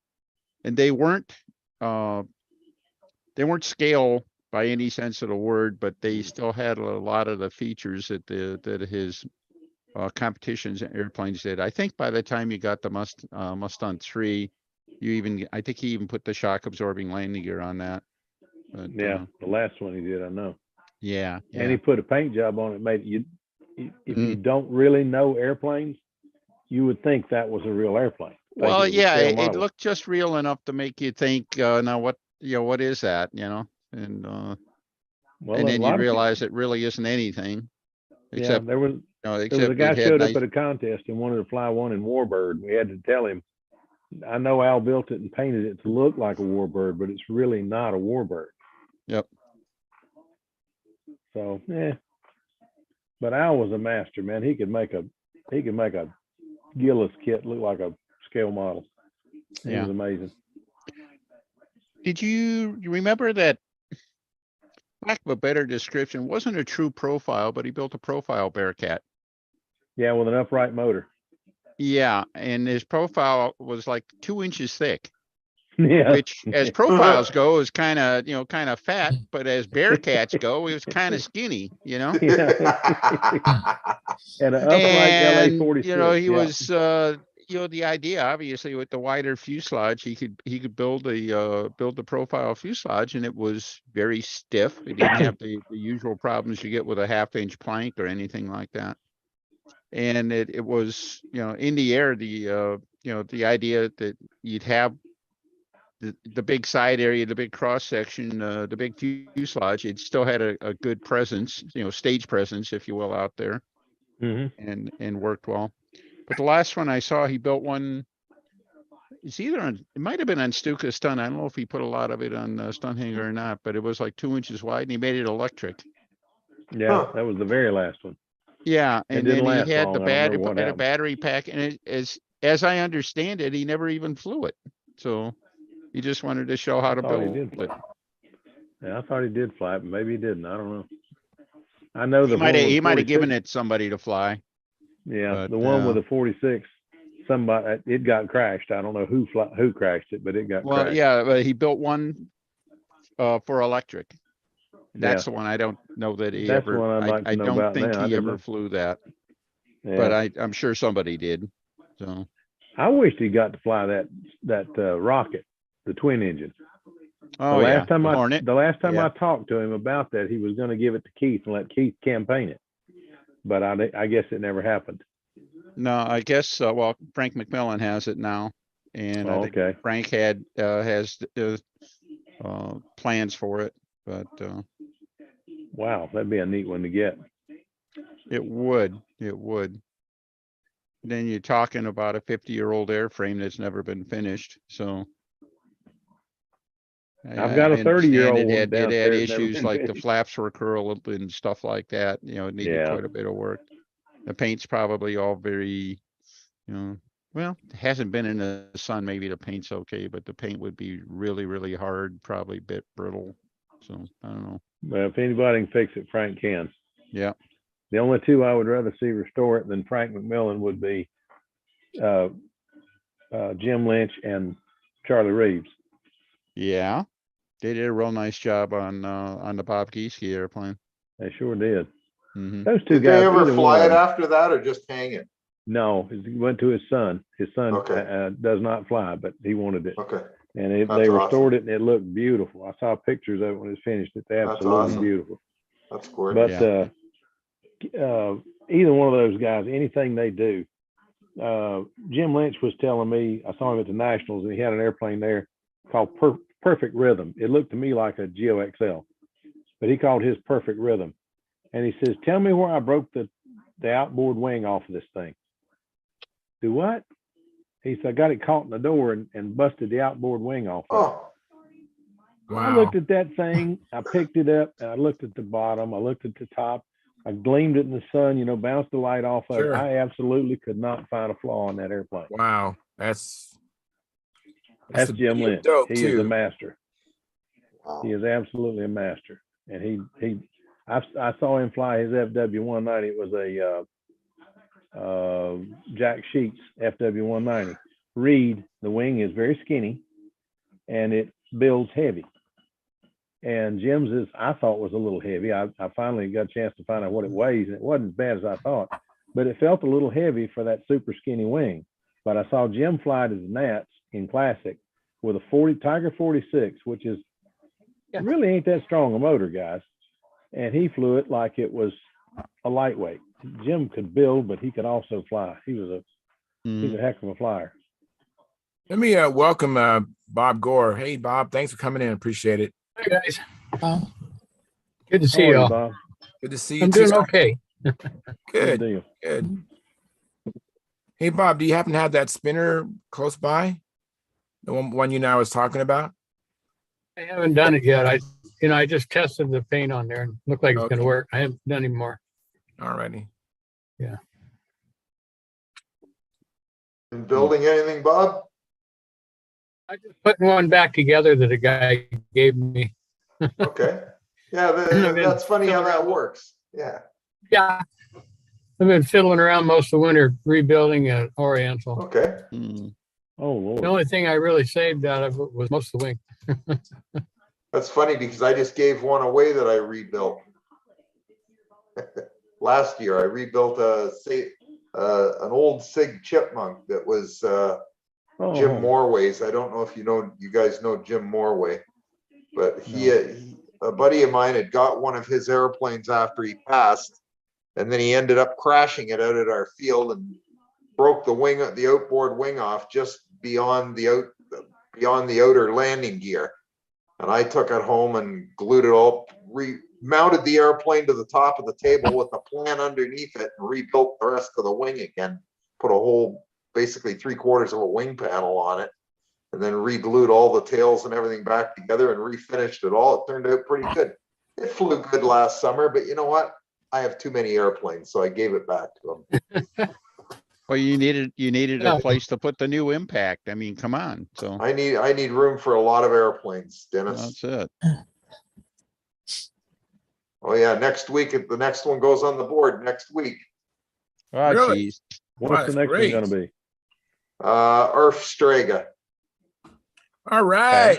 Strega. Strega. All right. Yeah. Charles is, he's, well, see you his know eyes what? light up when you said that. That's right. You know what? Woo! Yeah. I've never had an airplane with a 3-inch wing. Let's give that a try. Well, isn't the Cardinal that big? I thought the Cardinal was that thick. It's not as thick as that. Nowhere Not near. nearly as thick as the 3-inch Strega Tsunami wing. Holy crap. Okay. Tsunami and Strega were the ones with the big thick wing. Holy Mackinac. You put the battery in there. Battery for what? Your car? Yeah. Yeah, Don't laugh too hard. That's not a lipo, baby. You put You're the not putting any thing in lipo in there, you'll lose it. You'll need Yeah. walking around there like trying to find a pin in a haystack. What engine you gonna put in your Strega, Lynn? E8. V8. Good choice. That might be powerful enough. I'll put a. Oh, wait a minute, you got the big CAS motors and stuff like that, Yeah, right? no, I'm gonna put a Rojet 76 side exhaust in it. Yeah. Oh, that should be nice. Recommended by Windy. We'll see how well that works for starters. So this sure is it'll fly just fine. This is a Strega ARF, is that right? Arc. Okay, good. That's I an have Arc. a couple of those. I have a couple of Strega ARCs. Okay. So I figure I can have that together in short order. It'll be ready to go first this spring. Wow. Very good. Very good. Wow. Yeah, I don't think it'll take me too many weeks to do that because I don't have to build it. All I got to do is cover it and assemble it. I'll have it to the state of this one in about 2 weeks. Lynn, one of our club members Go ahead, has a Strega. It was an ARC.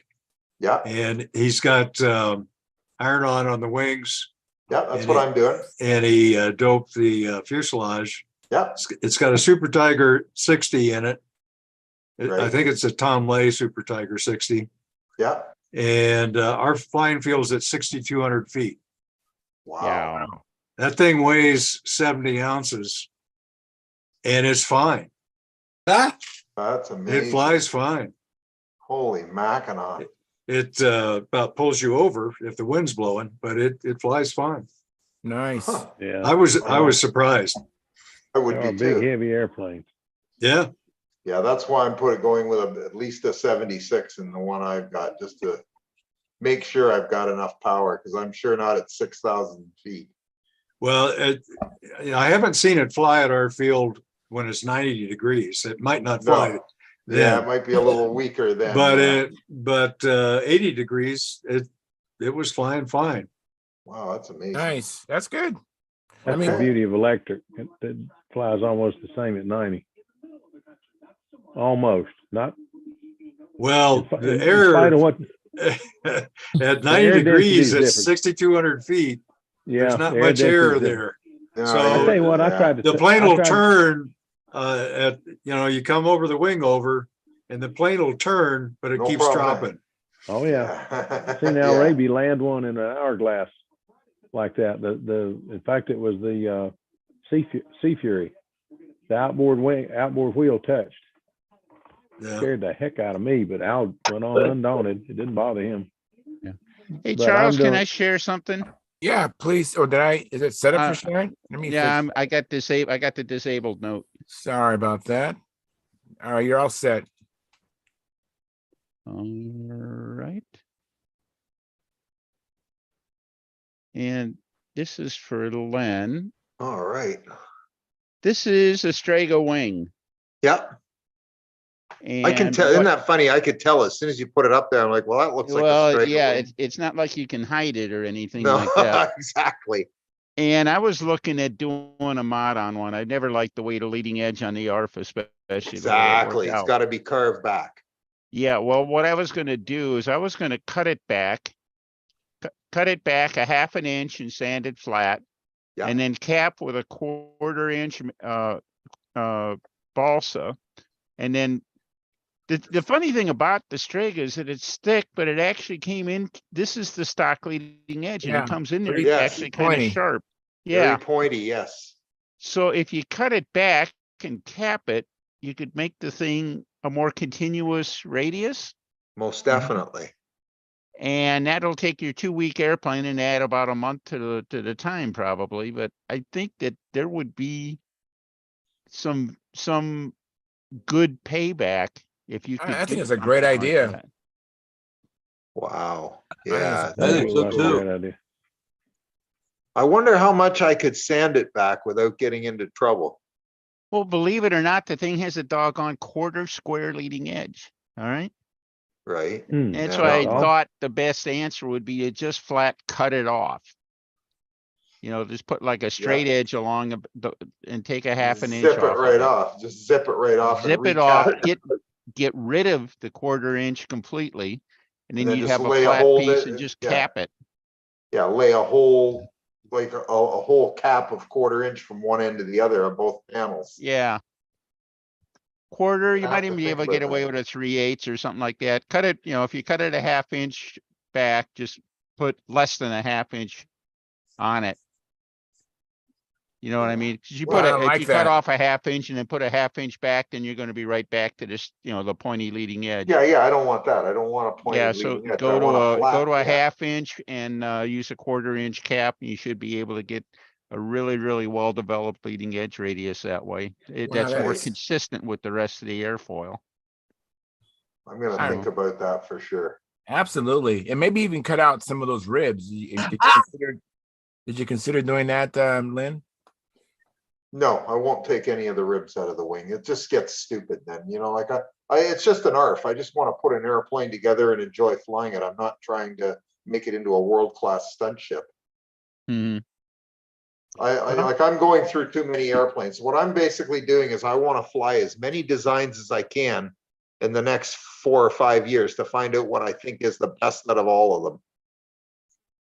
Very good idea. So far, right now, that big Cardinal is the best airplane I've ever flown. Hands down. There's nothing even close to it. Which And the one? bi- And the big Cardinal would be. Yeah, Wendy's Cardinal is the That's best pretty close airplane to a I've ever Strega, flown. isn't it? It's thinner. The wing isn't It as is thick. thinner It's- than the Strega? Yeah, Okay. the wing on it, I believe, is 2.5 or 2 5/8 thick. Yeah. Okay. Yeah, okay. So it's almost a half inch thinner than the Strega. Jeez. That's amazing. Okay. But Yeah. that airplane for me has been the best airplane I've ever flown, hands down. What motor Oh. did you have in your Cardinal? A CAS 77. And that motor runs just beautiful. I mean, I'm tickled pink with the way that When runs. his That's just tank works, it flies great. It flies great even when the tank didn't work, but it flies better when the tank does work. That's Yeah, for he was sure. having problems with it with the tank in Brodak.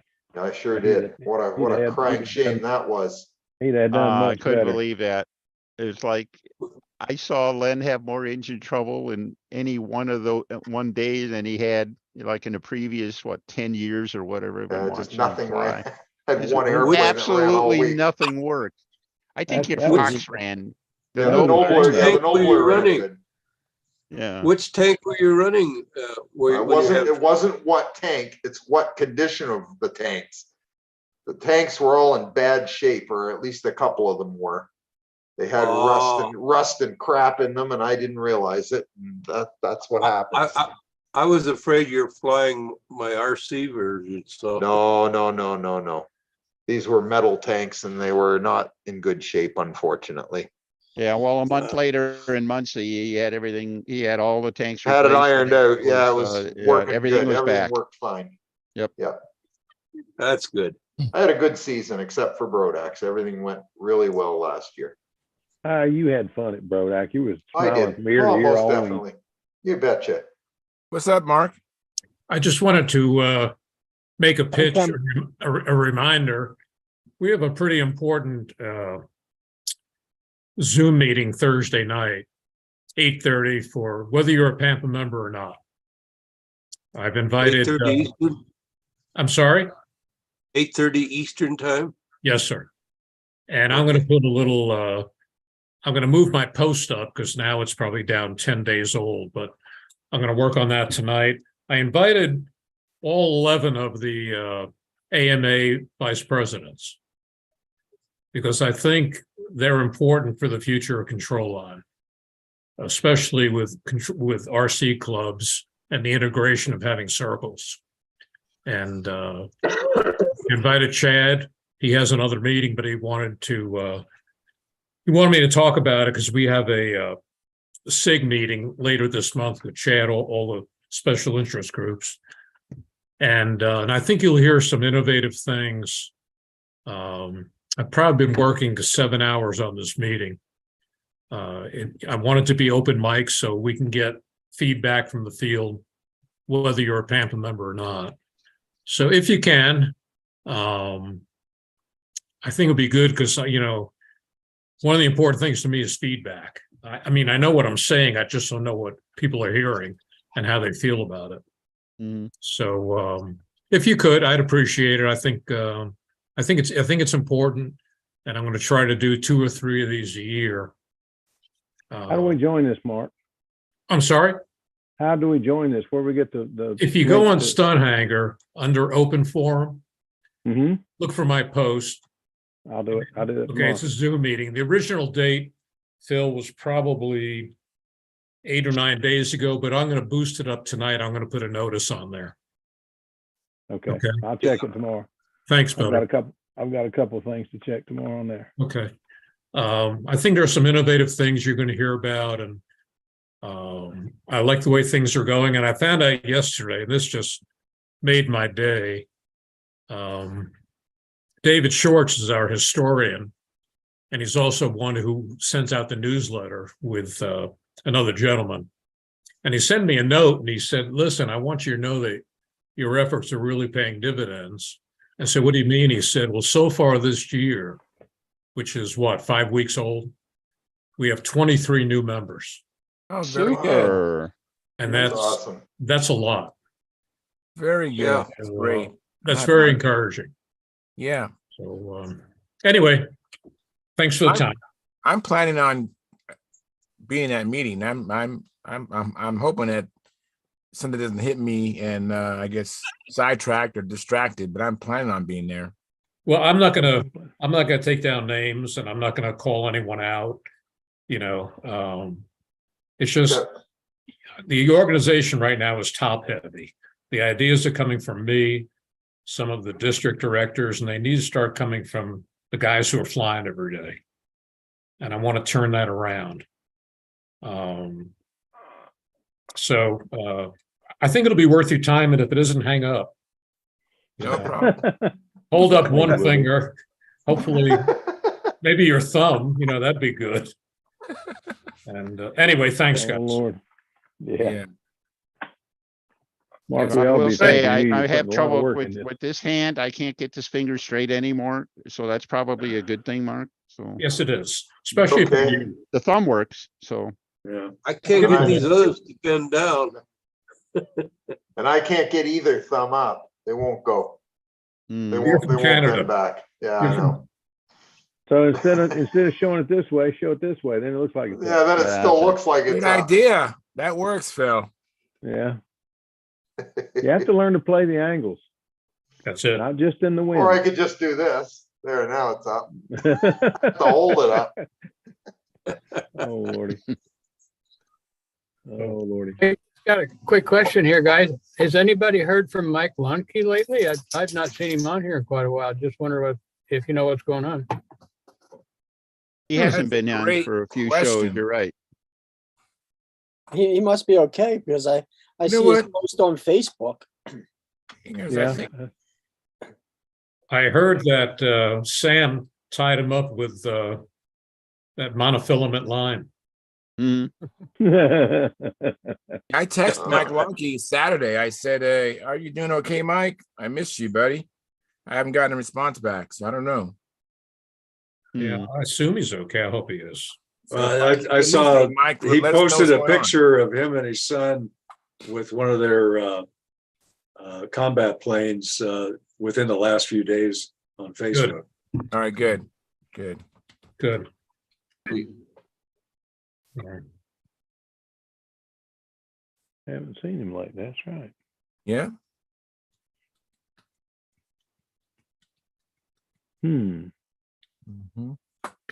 But yeah, that is an interesting observation. Mike is, well, what the heck? Maybe he's just taking a couple of weeks off here, recharging his batteries. That Sure. happens too. I So- think he's busy building combat ships.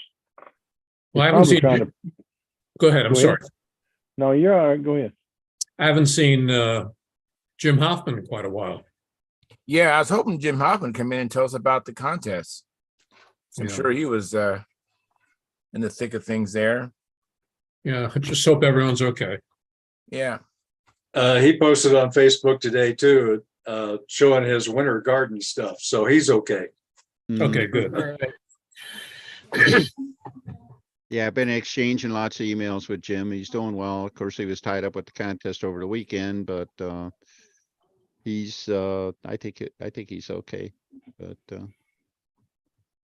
Good deal. That is a very good deal. yeah, we got that other project we've been working on that I think is the lights at we're seeing the light at the end of the tunnel. So Which project is that? the old time rules. Yep. Oh, yes. Yeah, I still hadn't heard anything about that, but I hope it works out all right. That's Well, a fun event. it's- I mean, it's just a fun event. I think we've got a really good start on things, and people we've been showing it to are really excited about it. They think we're on the right track. Very well done. One of the things that happened that really put it over the top, Mark Gerber did just an outstanding job. He made new illustrations for all the maneuvers, and you can actually see Good what you're stuff. supposed to be doing now. That's awesome. Yeah, Wow, good for yeah, him. yeah. And it was like the whole project like doubled in value as soon as we put his illustrations in. It was, That's the outstanding. proverbial 1,000 words for every one of those, diagrams. Yeah. Yeah. Any So chance I get a I'm peek really at any of excited that? about it. Any chance I get a peek at any of that? We've been a little reluctant to, we've been writing it and changing it so often and everything like that. It's like I could show it to okay. you, but a few days later it's different. It might be different. Yeah. Yeah. So I'm just anxious to see something where the judges, we can have something in writing that we can show the judge, because in a lot of the contests, the guys that end up judging old time don't fly old time, and they don't really know what the maneuver is supposed to look like. And Wow. while I'll admit somebody doing an overhead 8 that the first loop takes it to 60 or 70 degrees and the second loop takes it way back behind them, looks impressive as heck, but it ain't by the book. it's I think we've managed to fix a lot of those kind of things. And you say we really didn't try to change anything. We just tried to make it clearer and more consistent. And we've even invoked getting our fearless leader here, the Pampa president, involved, because this is the Pampa rule sheet that it It's part of attaches. Pampa. And Pampa has some accountabilities on that and stuff. I want to make sure that we're writing the check that that Pampa's got to cash, right? And we just want to make sure we're writing the right thing. So yeah, I think it's neat, but I think it's going to be great because, like I say, it'll be something that everybody can hear. Look at this, pass out before the contest, because we got guys that will come every contest, the meeting before the contest. All right, when we get to our horizontal 8, do you want it like this? And they show a big X, or do you want it where it's like this? And you always tell them it's supposed to be like 2 quarters. They're just supposed to touch. And the book says you attain vertical, and then you start there. And it had attain vertical in the book I've got. I don't know what year model it is, but you know, if they had something they could look at like that, and you could pass out and everybody see this is what we're supposed to do. Yeah, that would be great. We actually got an idea here, and I never thought much about it, but somebody suggested it, and after about the 3rd suggestion, it finally bounced off my my skull and made a difference. I'd like to see some people, you know, we sometimes have people go watch old time stunt. They've never flown it or never tried it or anything. Yeah. What? I don't have an old time airplane. I'm gonna say to hell with that. Bring your impact. Here's the schedule of maneuvers. Fly your impact through the old time pattern, you know? And if you like flying the old time pattern, maybe you'll build an old time airplane and you can do that too. But just go ahead and do it. Just, you know, get used to flying it. So I think it's Bob Zambelli really summed it up. It's an easy pattern to do and a difficult pattern to master. All right. Yeah. You know, there isn't anything there that really threatens the airplane or anything like that. But the simplicity of the pattern is what makes it so hard to really, really do it well. You know, to put a mark, you know, better than the other people or something like that. And little mistakes get, you know, blown up because there are no there's not a lot of room for errors or anything like that. But just fly it. And, you know, at your local contest. It's fun. Hey, just go fly your airplane, you know. But it screw you up in that instead of 45 degrees, it's 60. And instead of 4 to 6, it's 6 to 10. And just little things that just, oh, shucks. I mean, as many years as I flew it, I went to a contest and went to fly Myrtle Beach. In fact, I went to fly the vertical 8, and I did it like a modern 8. That ain't right. Well, you know, maybe part of the answer too is, you know, the 6 to 10 feet, that's right up the alley for like your intermediate flyers and stuff like that. They're not used to, you know, one of the things they haven't got comfortable with, most of them anyway, is flying close to the ground. Well, give them a pattern where it's not, they don't really have to fly close to the ground. So why do you think I flew it for 20 years? Yeah, well, that's it. You know, and there are people who fly it and nothing else and enjoy the heck out of it. Well, you know? Tom has for 20 years, at least 20 years. That's why I do it, because Tom Loop is flying it and I fly with Tom. Well, there's a lot of interesting airplanes and stuff like that. The airplanes are, you know, typically simple, but there are things you don't see. And of course, part of the there's quite a few kits, but you know, part of the fun of it, you know, some of the things that Keith has trotted out and everything like that. There's some really unique airplanes there, and and a lot of them perform really well. Some of them not so good. You know, he's got the one that he disappointed in. Others that flew, you know, well. So I don't know. I think that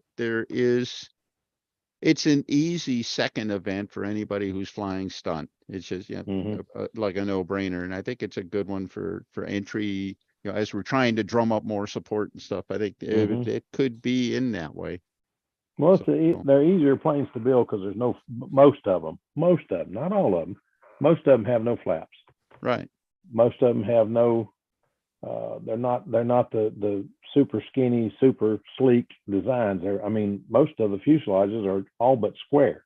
So it's very easy to build. I mean, you can make them hard. I've seen a guy fly a humongous that it looked like he carved it with a pocket knife, but anyway, it flew well.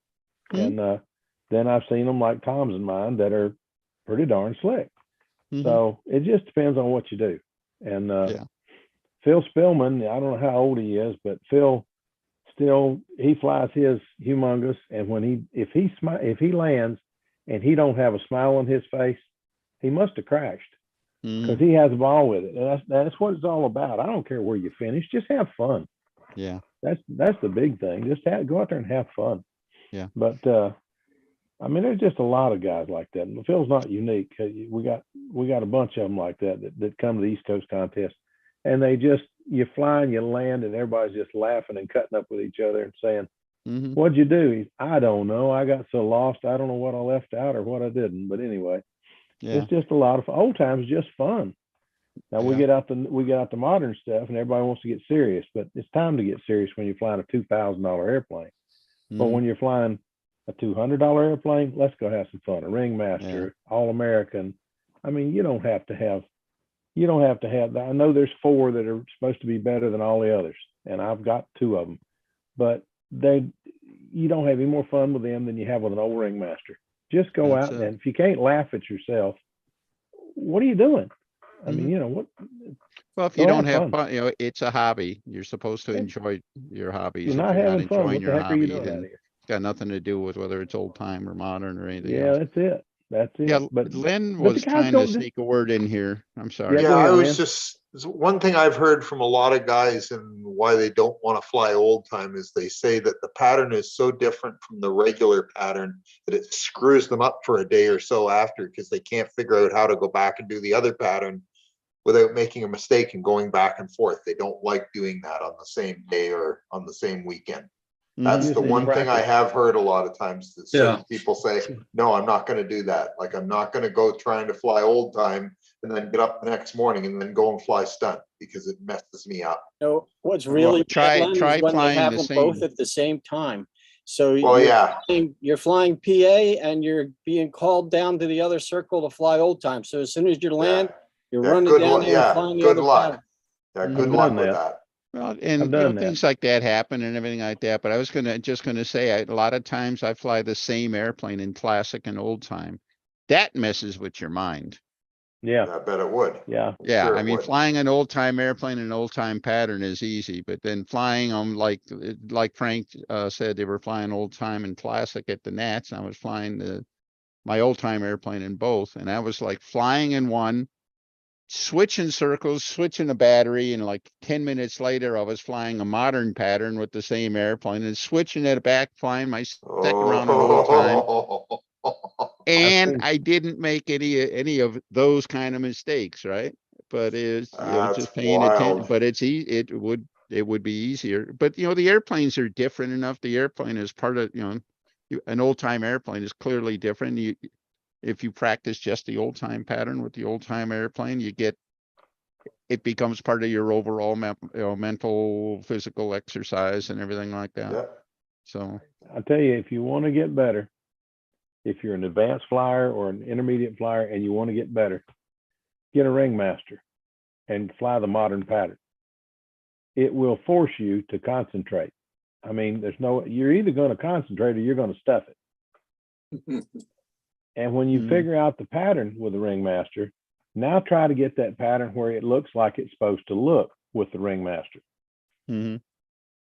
Then go fly your PA airplane. Wait a little while. Don't try to do it one after the other. But wait a little bit and go fly your PA airplane and see if it don't look better than it did. Have somebody that's been watching you watch it and see if it don't look better. Because until I built the building in the backyard, I used to fly my Ringmaster in the backyard. And I didn't fly the one that was that's in the calendar. I flew an old blue and gray one that's 40 years old with a Fox 35 on it. Illest flying airplane I've ever had. And Tom Looper to this day will tell you, I don't know why in the heck he don't take that thing apart, rebuild it, and make a decent airplane out of it. Because I have to concentrate with that old airplane. And Tom said he wished I'd never bought it because when I started flying that airplane, I got better with my good stuff. Don't just fly one airplane, fly enough that you can be a little versatile, because it'll make you more versatile in different weather conditions, different circles. We practiced on asphalt for years. That's all I ever flew on. First contest I went to, they had grass this tall. I didn't know how to get out of the grass. I mean, I chewed 3 props up that contest. But then I started flying this old Ringmaster in the backyard, and instead of cutting my grass down like I've always cut it, 1.5 inches, I started cutting it 3 inches, and I started practicing that. We went to the next contest, and by George, I had them. I could do it. But you got to learn. You got to make things different. See, they put dirt on our grass circle at Hobby Park. It's been that way now for 5 years. Oh, it's only going to be that way for a couple of months. It's been that way 5 years. Yeah, sure. So now they're telling us, well, when we do the third phase of Hobby Park, it's going to be a AstroTurf carpet, if you will. Bull. Huh. It's 5 years later. It was going to be done within 2 years. It's 5 years later, and it's still got dirt mounds there. The bicycle guys think it's their. I told one of the bicycle guys, if we ever get this dirt moved where we can fly up here, this is part of the bicycle course now. I said, Bubba, I helped build that bike course, and this is not part of it. So I used to ride mountain bikes too, and this is not part of it. But boy, that's going to be a fight when the mountain bike guys have to give up that course. They're going to be upset. Too bad. The park was built as a control line park, so it was control line way before it was radio control. So, and way before the bicycles. So I think we can win it, but the argument the guy from the city had was, well, there's a lot more radio control people out here than there are control line. So he came out one Saturday and there was 12 of us on the circle and 14 or 15 airplanes, because some of us bring 2 or 3 airplanes in case somebody else wants to fly, don't have one. And how many, I said, walk over and see how many radio guys are there. Oh, there's at least a half a dozen. Okay, go see how many of them first live in Forsyth County. Then see how many of them are AMA members. You're going to find out 2 things. He said, what's that? One of them lives in Forsyth County. None of them know what the AMA even is. Not one of them's an AMA member, because I just walked over a few minutes ago. I know 3 of those guys, and none of them are AMA members. They're flying ARFs. I mean, the foamies. But they're the guys that get all the attention because they're radio control. I don't know, guys. I'm telling you. Sometimes. Well, one problem at a time, Phil. We'll get it worked out. I hope. I'm just worried about trying to get this old time rule, out of my thing here, so I can hope it bring works, more man. show and tells to the chat. And heaven forbid I might catch up with whenever Len builds 10 airplanes, I'll build one, So yeah, I'll be able to do a 1/10 Len build. So wing works. yeah, maybe about a I'll do. 1/4 of what you do, but I don't know. No, I doubt that. I don't get that much. I haven't been in the basement in over a week. Between my aunt and uncle trying to get them in a nursing home, in a good retirement home, or yeah, I can't remember the name of the thing, but anyway, it's not a nursing home, it's not a retirement home, it's a managed care facility. Assisted living. Assisted living. There you go. Trying to get them into one of those, and Terry's death, and just some other things that have hit us all of a sudden. It's just, I'm doing all I can do just to keep from pulling my hair out. So we're doing what we can do. But I don't know. We'll get there. If he leads you to it, he'll lead you through it. But well, Brent Williams has joined us. Said, "Ahoy, mateys!" Hey, Brent, how you doing? How are you, Brent? I got one question. Howard's being awful quiet tonight. Howard, speak up, man. Hello. All right, that's enough. Yeah. I figured it would be. No. Yeah. Yeah, I'll tell you. It's been a weird week. It's been a weird year so far. Yeah. Oh. Well, anyway, I think I'm gonna get out of here, guys. I gotta be at the barber shop in the morning very early. It was the only appointment open. And I sure don't want to go. I sure don't want to go to the wake tomorrow night looking like a woolly booger. So anyway, everybody have a great week. We'll see you next week. See you next week, Phil. See you Friday, right? Yeah, Friday night. Hope to be here. Friday night. Lord willing, I'll be here. All right. Let me end I'm gonna end the live stream. And thanks everybody for coming in. Appreciate all the show and tells and conversations we had. Thank you very much. So hopefully come back Friday. You have a chance to work in your shop, do some flying, and come back and tell us all about it.